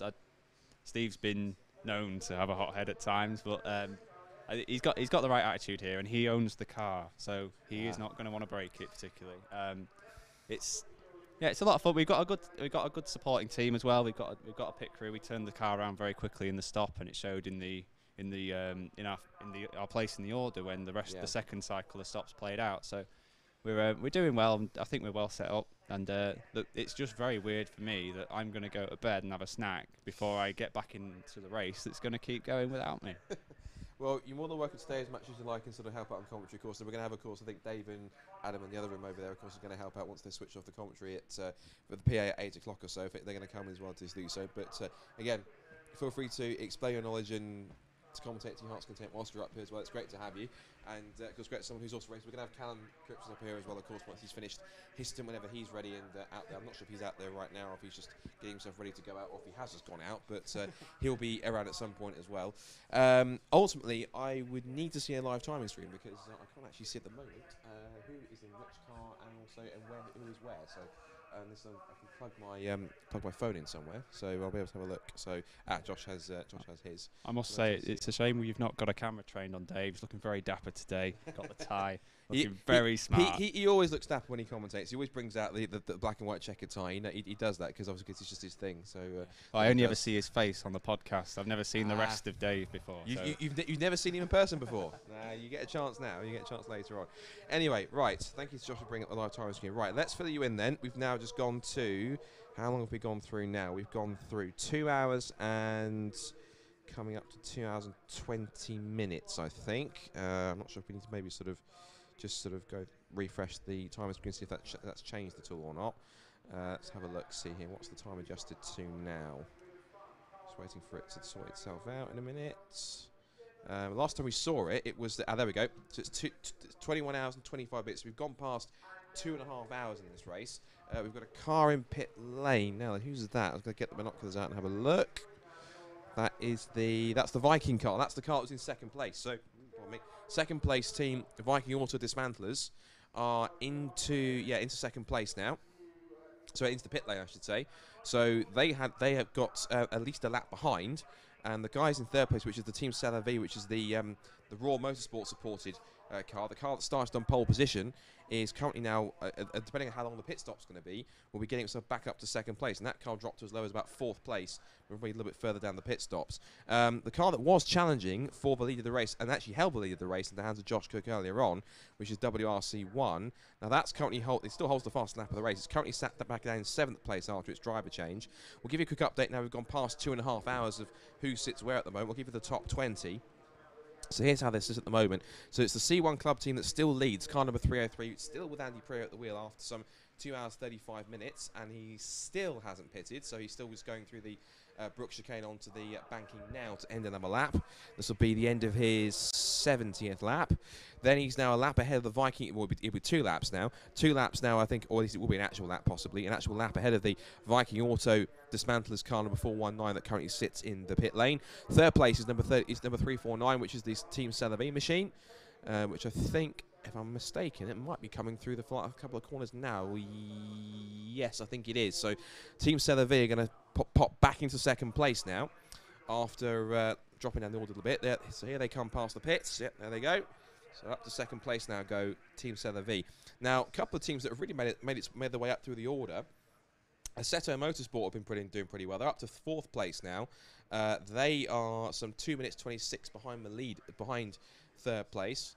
5th place is now the Daltonator team, number 353. Then G-Sport Go have been sort of silent assassins here because they've quietly moved their way up to 6th place in the order, ahead of the WRC1 car, which is number 372. That was in the hands of Josh Cook. 8th place is now number 390 ASR from Southhurst Engineering in 317. And 317. So that's Pip's well. Team, of course. Up in the top 10 at the moment, doing a grand job, of course, with Thomas Grindle at the wheel. And then in the top 10 now is the Emax Motorsport Limited number 345 car. Holds that place. 11th place is Pip's old mate, and well, I don't think he's driving it, but it's his old mate Anthony Reed's number 301 car, the second of the C1 club cars. I guess that's the championship run car, I guess, or the championship sort of guest car, if you like. One of them at least. That's 11th place, ahead of OAP Racing in car number 377. As there's a car heading pit lane, we'll get to that in a moment. I think that might even be the OAP racing car. Then we've got 13th place, number 399, which is HE Racing. 338, which is PT Motorsports, who are one of the Caterham teams, or usually run Caterhams at least. They are in 14th place, number 338. Then Amigo Motorsport, which is the silver car, which they're running alongside with Gala Performance, and they are currently sat in 15th place. 16th place is the Mukatak number 347 car, which has got the likes of Joe Wiggin and Declan McDonald at the wheel, as the Viking car finally finish its pit stop and heads down pit lane. And then rounding out the top 20, we've got Team Safety Devices. So that obviously after their initial pit stops, they were running as high as about 2nd place, but after their pit stops, they have really lost out and shuffled down the order. They're down to 17th place now, and really have got to try and find some more pace here. Then you've got Team Custard Racing, Spy Motorsport. They're another Caterham team because they run Caterhams as well. I think both PT and Spy were doing double duty because they'll be running Caterhams over at Not Kill, where we've got, of course, TCR, of course, in the mix, of course, where you're friends of the Porsche, including your teammate Gavin Johnson's over there. I'm sure having some fun. I'm not sure if you heard about how he's doing as well, how he's done so far at Not Kill. He came second to Philip Waters in the 924s there. It was Adam Southgate winning the Boxster race, and I think Gavin's a little bit disappointed. I think he wanted to win the race, and it looked like he had the pace to do so. But he's got two more chances tomorrow. I'm sure he'll be all right. He had a very good teammate to learn from as well, of course. Gavin's very capable, of course, and who best to learn from his teammate than a champion, of course, as well. And we've got Spy Motorsport 90th, then the Cam Sport TGM Sport team as well in the top, round out the top 20 as well. Other teams which has dropped down a little bit that are fairly notable. Let's have a quick look. Bianca Auto Developments are down in 22nd.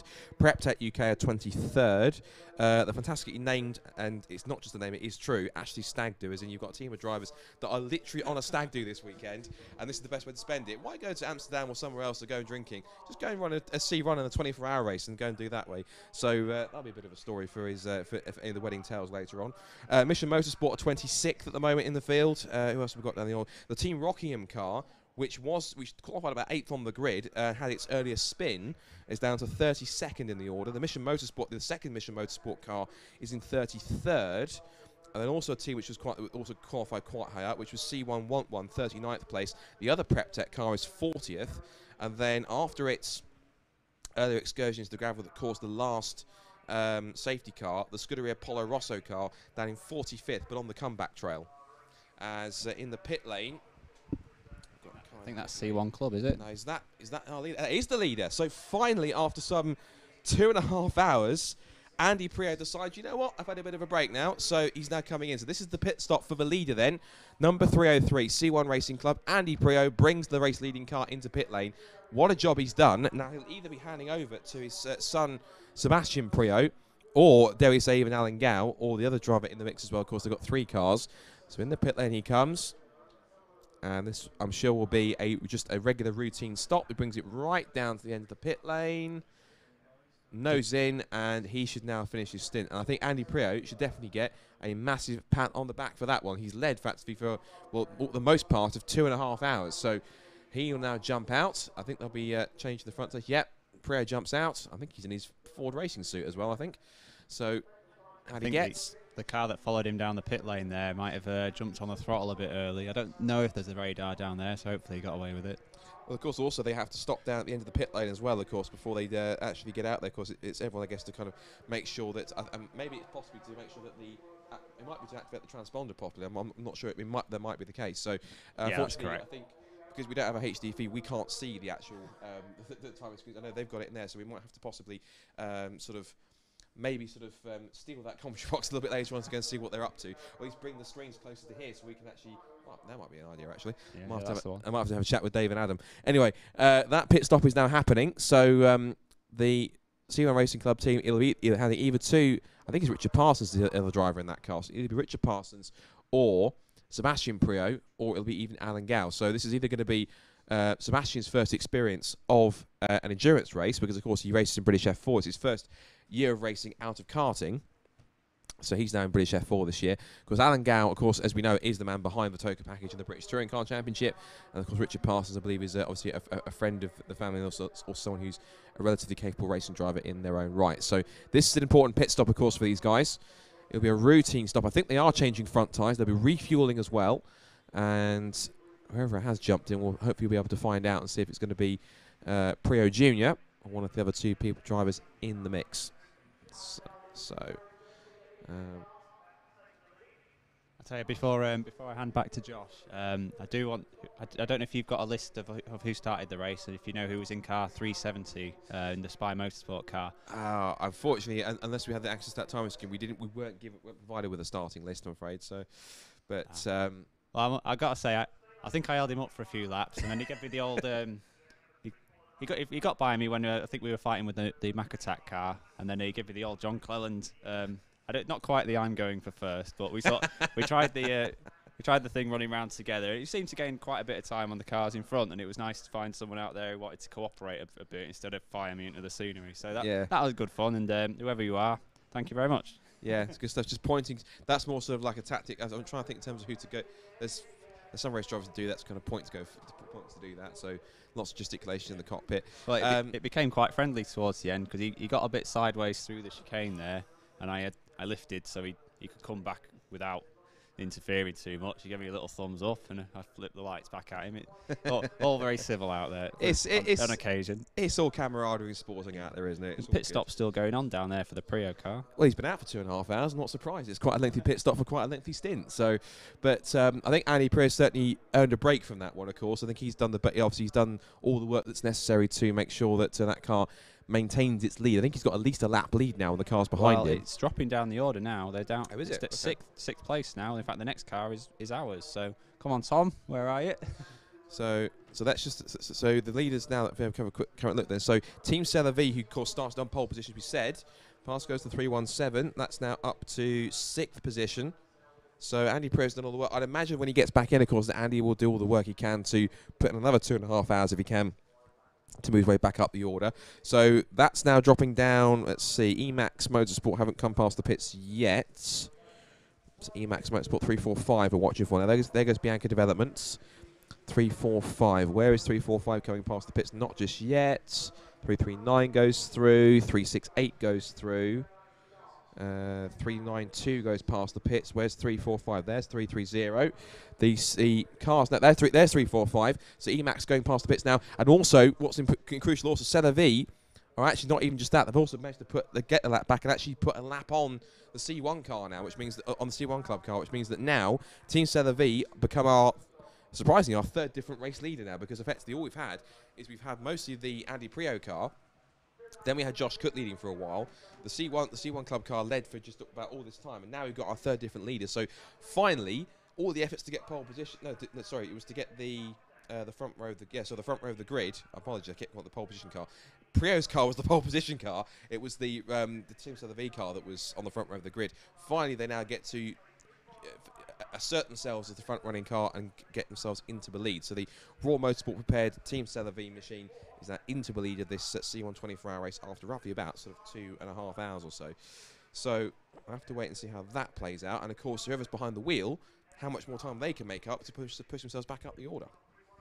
Okay, so I'll hand back over to Josh in a few minutes when he's done eating. I should have looked first. Sorry, Josh. I'll stay on the mic for a few more minutes.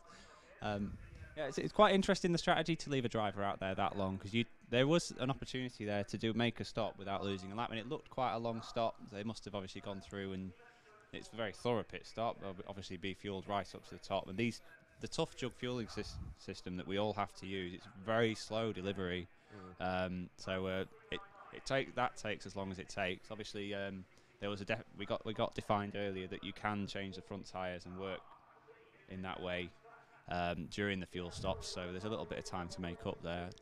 In these conditions, we're not wearing the tyres out quite so quickly. I think a lot of people were worried about tyre wear this weekend, but you only really muller them if you're over all the curbs, and at the minute we're not. The other thing is the wheels are quite weak. It's described as chocolate by some members of our team. So if you rattle in the car on the curbs, they don't last long at all. Well, the thing is, of course, it's another thing to take into account, and of course, someone who's a race driver like Charlie will know, is that Rockingham is a circuit where in the dry, on tyres, it's incredibly abrasive. It's a very hard circuit on tyres. So obviously, when you go this abrasive on tyres, when you add water into the mix as well on a circuit that's already abrasive, I mean, obviously, from a race driver's perspective, on a circuit that's already that tough on tyres, what sort of effect does I know obviously it gets slippery when it's wet, but in terms of tyre wear, what does that do to a surface that already chews up tyres if you push it too hard? Well, it's actually much easier on tyres in these conditions, because the corners where you get the big loadings aren't necessarily the ones where you're really hard on the brakes. It's when you go around the banked corner, because you're already going so quickly and you've got the camber there, and it all presses the tyre into the track, and the tread blocks start to roll up, and they all form like sort of rubber artifacts around each groove in the tyre, which for the wet might not be a bad thing, because suddenly you've built up all the rubber backup around the grooves. But we assessed the first pit stop, and they're the tyres we ran in the qualifying session as well, and they weren't bad enough to change yet. So it was worth getting the car out there. We're still on the lead lap, and in all honesty, when we did the qualifying yesterday, we were 20th on the grid, and we were at best a 20th place car. We've done a little bit of work since. We've changed the gearbox, and obviously Tom's going well out there now. But we're going to have to, if we're going to stay in contention for any sort of result today, we're going to have to be smart with our strategy and keep the car clean, which Tom's doing a very good job of. And I must say, I thought green car with the purple LEDs on top, I thought can't possibly be anyone else doing that. And sure enough, there is another green car with purple LEDs in the gutter strip. So I don't know what we have to do. Someone must have seen you in the paddock and thought, we're stealing that, we're having that. So effectively, if they can do it, we can do it too. So, but there's a massive gag of the cars heading through Gracelands all together. And this we're now getting to that point now. Of course, we've never been riding for almost about roughly just over 2.5 hours, two and 3/4 hours now. Effectively, we're getting to the point now. Yes, good spot, Mr. Hammond. Safety car lights and boards are out, and the safety car is out on track. Very good spot. Now then, let's have a bit of an observation and see if we can find who has caused the safety car and what. Good spot from the director. Thanks for that one.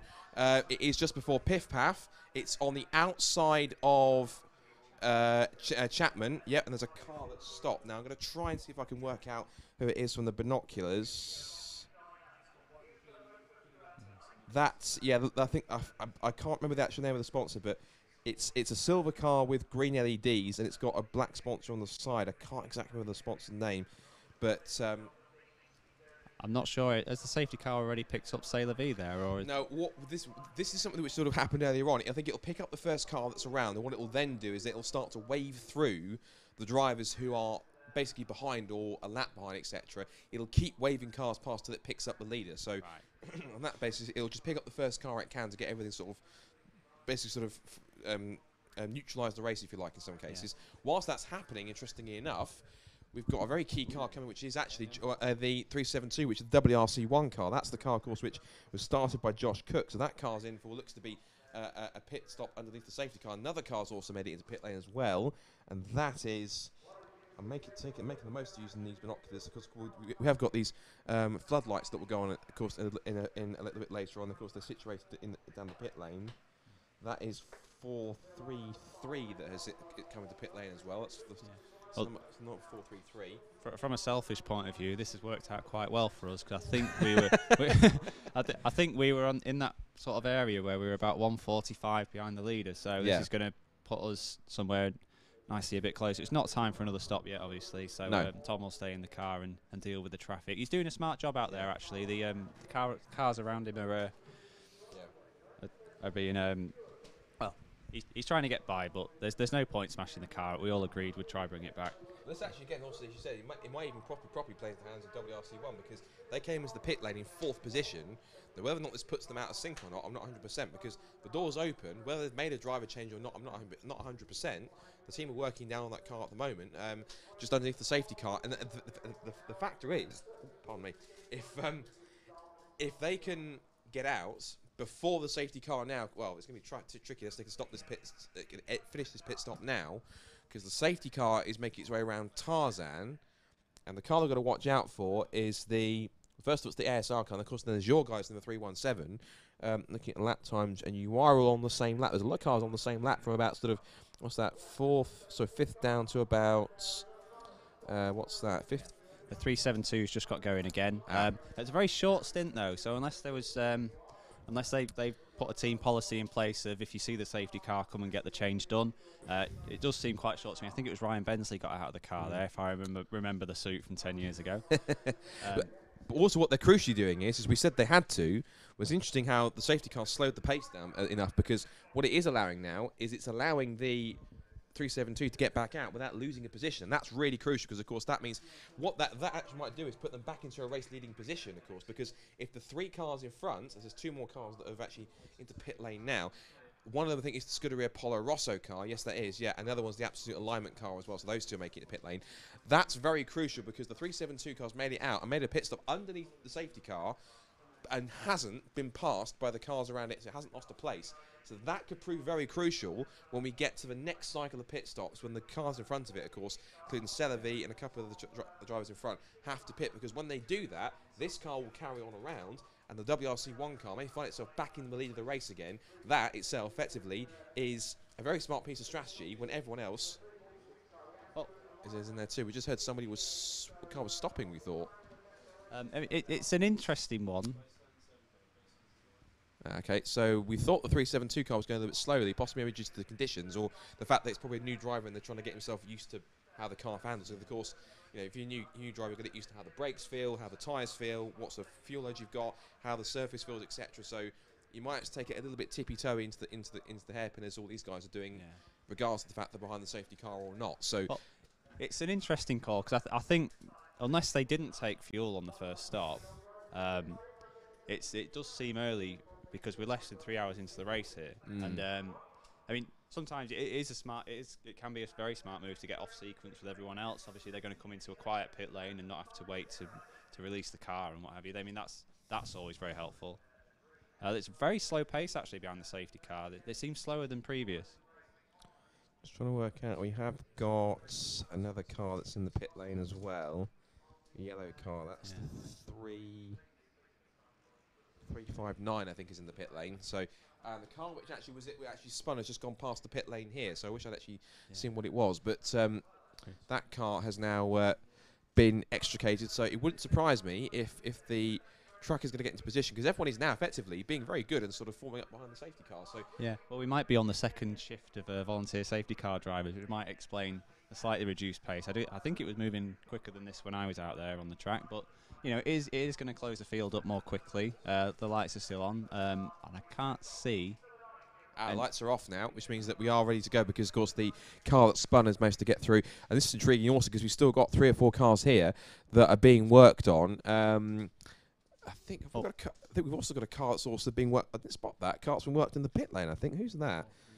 4-3. Yeah, 433's been worked in the pit lane. So that car, I didn't spot that car come in, to be honest. So that car's basically pulled a fast one and decided it's going to come in and have a problem. So the C111 team have decided to make it back out, as have the 359 team as well. Meanwhile, the train behind the safety car are about to get going once again. As we said, safety car lights are now out, which means that it will pull into the pit lane literally in a matter of moments. We'll be getting racing back underway here at Rockingham for the first ever Citroen C1 24 hours. As the first of our floodlights has gone on just over literally right on the start and finish straight. So the first of the floodlights is on. They'll start to come up. In fact, they started going up and on already in the pit lane. Of course, we see them as the safety car peels off. The lead car at the front of the field, I think that's the Emax Motorsport Limited car. I think Emax Motorsport Limited car, which is the 345 comes across the line. Green flag flies in the air, and we are racing once again here at Rockingham as they come past the pits. Line astern. That's the 301. So that was the 345 that's taken the restart. Yeah, 345 was the front car. They've not picked up the leaders then. It's 349 is the lead car. That's very interesting. Yeah, they haven't. That's a very good spot on that one, Pip. So I'm not sure if, again, I guess the drivers will get an instruction from race control as to who they pick up and who they manage to do. Maybe it was a case of because everyone was bunched up behind the safety car, it would have taken a slightly more elongated amount of time to possibly get everyone back around and find the right person and they'll go through. Yeah, 349 have just crossed the line now, so they've actually got a good lead of a number of cars that are on the lead lap as well. And what's also interesting is look who's now at full speed coming out of the final corner. That's the WRC1 car. So that car has taken full advantage of the clear track behind the safety car. That car's now up at racing speeds. Its tyres are back up to temperature and pressure again. So that in itself effectively is going to take full advantage of that and try and close back in on the cars in front, because all these cars here, because they're all caught up behind the safety car, they're all going to be fighting amongst themselves, weaving through the traffic. And when you're called one of the lead cars, of course, you have to try and pick your way through it as smartly and as quickly as possible with minimal hold-up and minimal incident if possible. Well, to put in perspective with the WRC1 car, on that lap, they were 1 minute and 5 seconds faster than anyone else trying to catch the train. So it's obvious, as a move to get a free pit stop in there, it's been a great one. It seems it's strangely early to me in terms of a strategy call. There's a spin down there. It's hard. Think everyone's getting going again. Yep, I'll try and see who that was. I'm not sure if it was who was that? I wonder if it was the C111 car, maybe, because that car was sort of going a little bit slowly and recovering. So that was one of the cars, I think, towards the front of the... No, that was the car that's just pitted, I think. So that car, or recently pitted under the safety car just now. So that car's had a bit of a spin getting going again. We've got these big gaggles of cars as they all sort of file their way through Tarzan. They're always making their way past the... big sort of Ferris wheel. Having that there, but it just gives it a bit more of a Le Mans feel in terms of, because you have the big Ferris wheel at Le Mans. Of course, they've done their own little thing there to kind of see the circuit from a higher perspective. So it's good to see that that in itself is putting on a little bit extra touch to festivities here. No one's quite braved it in the rain yet, though. I haven't seen it going round. Not yet, anyway. But who knows? Later on in the evening, they may get the chance to do so. Very congested coming out of the chicane. Look at this massive pack of cars coming through. The Team Safety Devices car is in the mix, as is the 417. Who else is in there? The Muckatat racing car is in there. One of the Mission Motorsport cars. Our leader's in there too, just getting past the Bianco Auto Developments car as well. He's just putting a lap on that. So say La Vie nearly have a lap on the field after that safety car period. And the car which just quickly had the spin, I just spotted it, is the 398. So that was the silverlake.co.uk backed car. So that car itself is the one that had the spin. So that's now sort of got back going again, and that's good pace. I'm trying to work out which team that was. So say La Vie are very close to having a full lap on the field here, because they're right behind the other 5 or 6 cars that are still on the lead lap. So the safety car period there, whether, as you say, it would have seemed a long time to send all the cars round to pick up the leader, but it's worked out very well for them. I had a similar experience last year at Brands Hatch, where the safety car came out behind me and didn't pick me up, and I ended up a lap ahead of everyone. So sometimes it pays off for you, sometimes you're on the wrong side. And that's just the luck of the draw of the safety car in terms of literally just the time. Effectively, if you're able, you know, all above board and legit to be able to actually go ahead and actually beat the safety car out or make sure you maintain your gap ahead of it, then that in itself effectively means that you can gain the advantage, and others may sort of have other opinions of it, but at the same time, effectively, if you've managed to beat the safety car and actually do it in a way which hasn't penalised you or caused you to get a penalty on purpose, etc., then effectively you take the advantage and you run with it. That's just one of the things of racing where you just make the most of what you've been given, what you've inherited, and just go and just run with it. So it is those kind of situations where it can happen. So, but what is magnificent is watching. You've got two massive packs, those massive groups of cars. The second group is even bigger. There's at least 15 of them all together, just piling their way through. And this is one of the beautiful things I like about sort of endurance racing. When you get to the nighttime stages, all the lights are on, of course. And the great thing is, effectively, I've done it before with the 2CV 24 hours. When you get I think I stood down at Murray's. This is for the first time I did it in 2013 when it was originally back at Snetton. It's back at Snetton, but when it was at Snetton for the first period, it was there. First time I did it 2013.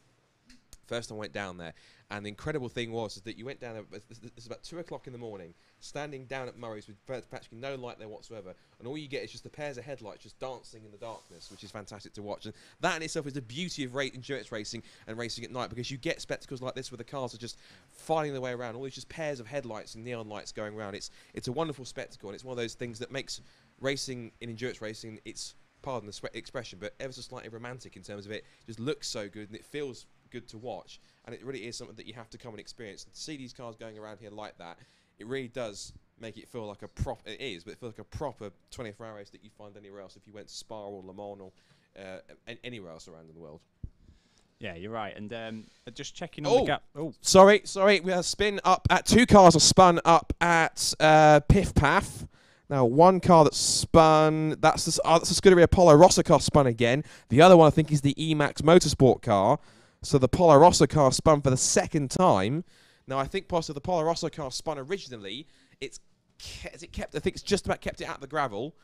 And the Emax Motorsport car, I think, just spun in sympathy, trying to avoid any potential contact. He just got slightly spooked. And then you've got this massive cack of the cars. Another car's gone wide on the exit of, that was Chapman Corner. I didn't quite catch who it was. I don't know if it was the Rockingham car, maybe. I'm not sure. But that Scuderia Polo Rosso car is... I don't think it's in the position. I think the stewards consider it's trying to rejoin, but it's just not able to just yet. Yes, now it can, because there's so many cars going past it. That would have lost a few more positions if it hadn't already, because it's right down the order. Yeah. But that's the thing with these conditions. Of course, it is of course getting colder, but of course again the conditions really aren't the steady run of rain, the run of drizzle isn't really letting up. So even though there's like 40 odd cars going around, dissipating some of the water as we look it down at Tarzan, and they're almost giving even 3 abreast of the corner. This is a fantastic sight. If anyone happens to be sort of, if you're watching along the circuit just by any chance, or if you are here at the circuit and you happen to be watching, go down to Tarzan and watch this massive pack of about 15 to 20 of these Citroen C1s. I think it might even be more than that. It might, yeah, maybe 25, and it's almost half the field. There's a good gaggle of about sort of 10 at least, 10 to 12 of them all sort of having a great sort of scrap amongst each other. Where they're so congested through the Brook chicane, they're almost like after you. No, after you. You go in front of me. No, it's like the other car's a little bit sideways as well coming, so it might be the Rockingham car again. But that is the one thing with these cars. They come back from the brink and beyond, to be honest. And there was one moment I had down at Chapman's where I was, I think I was facing the other way. And I think we're about to go 4 wide down the pit straight into turn 1, because there's the 414s in the mix as well. That was the car that got the black and orange flag earlier on in the race, with a couple of the mix as well. I think one car to back out in the middle of that 4 car, those 4 cars, to avoid any kind of contact as we come through. And no change at the moment. And it's another big sort out into Dean Hairpin. Lots of cars all together, just looking for racing room. And this gets to the point of effect. You've got so many cars battling amongst each other. It's a case of literally, in some cases within reason, you don't really sort of think about where am I in the position. It's just a case of how many cars can I pick their way through to get myself towards the front of the pack. And when you got these cars all that evenly matched and all together as close as that, it might be a case of it is as difficult as it looks. It's not a case of simply just pick one off, another one. In conditions like these, with cars as evenly matched as these, in a group as big as that and as close as they are, that if you get asked the question, is it as tough as it looks? The answer is undoubtedly yes. In fact, even more than you think. So, well, the danger with this is when you're side by side with another car. Typically, you're going to be travelling faster if you're on the outside, and the car on the inside is very likely to understeer towards you. And you've really got to pick your battles here, because it could get quite hairy out there, and the car alongside you has probably seen you, but there was quite a few out there that are quite steamed up. I noticed already. There must be a few people who feel like they're driving in a cloud, so and they're not going to see you for sure. So you've got to be very aware of what's going on around you, and you've got to be aware of whether the driver's actually using their mirrors and looking to find you, because you can't just send it on the brakes, because a lot of people are just going to turn in because they're well into a rhythm after 2 hours of driving. So there's a lot of awareness required, and I think the guys down there, seem to be doing a really good job actually. That huge group's coming back up from Tarzan again to the chicane, and I don't want to jinx it, but it all looks very clean. It does at the moment, yeah. So it's one of those. Of course, I think you talk about the car messing up. I'm thinking shades of like was it Ricard Rydell Nice 95 in the BCCC at Brands Hatch when he was driving, and his windscreen, in fact, his demister had stopped working, so his windscreen was completely missed it up. So he had to come into the pit lane, get the mechanics to wipe down most of the windscreen, and put the window down to help stop it from getting sort of too messed up. And it did help, but it really he was in there in the mix. He was leading the race, and it put him right down the order because of it. So that was the same weekend where John Cleland threw it off into the gravel quite infamously in '95. So exactly the same. If not the same race, it was exactly the same weekend he did that. We did it twice, didn't he? Of course, second time we didn't. That car wasn't coming back. Anyway, that's British Touring Cars '95. Was that the one Charlie Cox came fifth? I think he was actually. Yes, yeah, good memory, Mr. Hammond. Good memory. It was, yeah. Of course, as Barry Walker dubbed him the amazing Charlie Cox on wet. I think he was the only. Everyone else was on intermediates. He was the only one on rain tyres that was actually doing such a good job. So, and he still spun twice, if I remember right. Right, it's been a pleasure, Scott. I'll come back up and join you when I've done my next stint, but I'm going to hand you back to Josh for now. You're always welcome, sir. I'm sure we'll speak to you later on. Excellent. Thank you for Pip on that one. He gets a very little small round of applause from Pip. Well done. So Josh is going to jump back in. I know we've also been joined in the commentary the sort of commentary sort of suite here, if you like, by our two circuit commentators, Adam Weller and Dave Goddard as well. Ideally, we should probably make use of their TV timing screens if we can, see who's where. But actually, because their timing screens actually do have the drivers who are actually sat where, so I might actually have a quick look and see who is driving what actually, if I can. Or maybe not. So looking at the order then, we currently then have, it's Team Celavi who lead the race from Assetto Motorsport in second place. Daltonator is then in third. And we've spotted something on... Oh, yeah, there's a car facing backwards at Graceland. Okay. Yeah, let's zoom in on that and see if we can pick out what number it is. It's a black car. It's the no, it's not. No, it's the C111 car. C111? Yeah, C111. Right. So, yeah, it's the C111 car that I think has had its second spin in not too many laps, I don't think. So the Bianco car, I think, is just coming out of Tarzan, I think, because that's, of course, black with that one. Now then, the Emax Motorsport Limited car is just coming to pit lane, car number 345. So that's coming in for its pit stop. Being followed, I think, by that's not the Scuderia Polo Rosso car. I thought it was initially. No, I think that's car number, if I get my binoculars out. ASP. That's one of two, I think, actually. So that's the 320 car that's coming to the pit lane. So, and another one's in the pit lane as well. Technically Team ASAP, but it has AASP written on the side, so I'm not entirely sure how that happened. But memories of Hungary 1995, not that I was there, 1997 rather, in Formula One, where Jean Alesi did the whole weekend with Benetton written on his rear wing, because Benetton, of course, spelt it wrong. But I doubt it's a similar situation here. I didn't know that. Yeah, that was legitimate. I did not know that. That's if you look closely at the pictures, it said Benetton. See, it's even the two anoraks in the commentary box here. We've got Adam and Dave Goddard, who, as far as I've overheard, done a fantastic job on commentary all day today. So well done to you guys. Fantastic job. It's been fantastic. Of course, again, even they learned something new from this one. Of course, something else. So in fact, you know what's going to happen now? We're going to go on the internet and actually check that and think that's actually true. Not that we doubt it, it's because we just want to see it legitimately for ourselves. Dave's going to check. Adam's got his phone out. Hungarian Grand Prix 1997. Quite a funny one. Meanwhile, in the pit lane, anyway, looking back at the pits, we've got car number 392 is in the pit lane. So 392 is in the pit lane. The AASP car has also just finished its pit stop, so that's now coming back out again. That was a very brief turnaround for them. Seems to me like I've come back in the middle of a sort of secondary pit stop cycle. Now, it seems to me that some of the teams are going for a pit stop every 1 hour to 1.5 hours, and other teams are going significantly longer, sometimes up to 2 hours. I mean, Andy Prieur, of course, how long was his stint in the end? It was something like 2.5 hours. It was pretty much. Yeah, he came in after 2.5 hours, and it was a really lengthy stop. In fact, that's the reason why his car's down about 12th place, I think, because of course his car was there. The WRC1 car is basically flashing the headlights at the safety devices car, saying "Get out of the way!" because I'm trying to get through. So he's now up the inside of the safety devices car number 402 to make his way past. And actually, that car's been carving its way up through this sort of pack of cars pretty cleanly. It's got through about at least a third of the cars around it to try and make up places. So that car's doing pretty well. I think if we can try and get live time back up again, we'll have a quick look because I don't know why I closed it. because at the moment we are sort of sans live time. Past goes the Rockingham car. And also we've got the 339 cars gone past as well. There's the Spy Motorsport car number 370. That's also running fairly well up towards in and around sort of the not too far sort of way. That's down in 19th place, down towards the bottom of the top 20. So a quick update on where people are now. We have actually gone past. We've gone past the 3 hour marks. We've gone past. It's now 3 hours, about 3 hours and 10 minutes or so. And Team Stella V effectively do have an entire lap on the rest of the field. Assetto Motorsport currently sits in second place at the moment, with Daltonator in third, ASR in fourth. The WRC1 car has actually dropped a spot in that cycle down to fifth place. It was fourth when it made that pit stop. It's down to fifth place now. Sixth place is now the 317, which is Southhurst Engineering, of course, which is one of the drivers. Of course, that's the team which is includes, of course, our good friend Pip Hammond, who was in the commentary box not so long ago. Seventh place is PT Motorsports, one of the two cars by PT Motorsports. They're a catering team normally. Then eighth place is Racing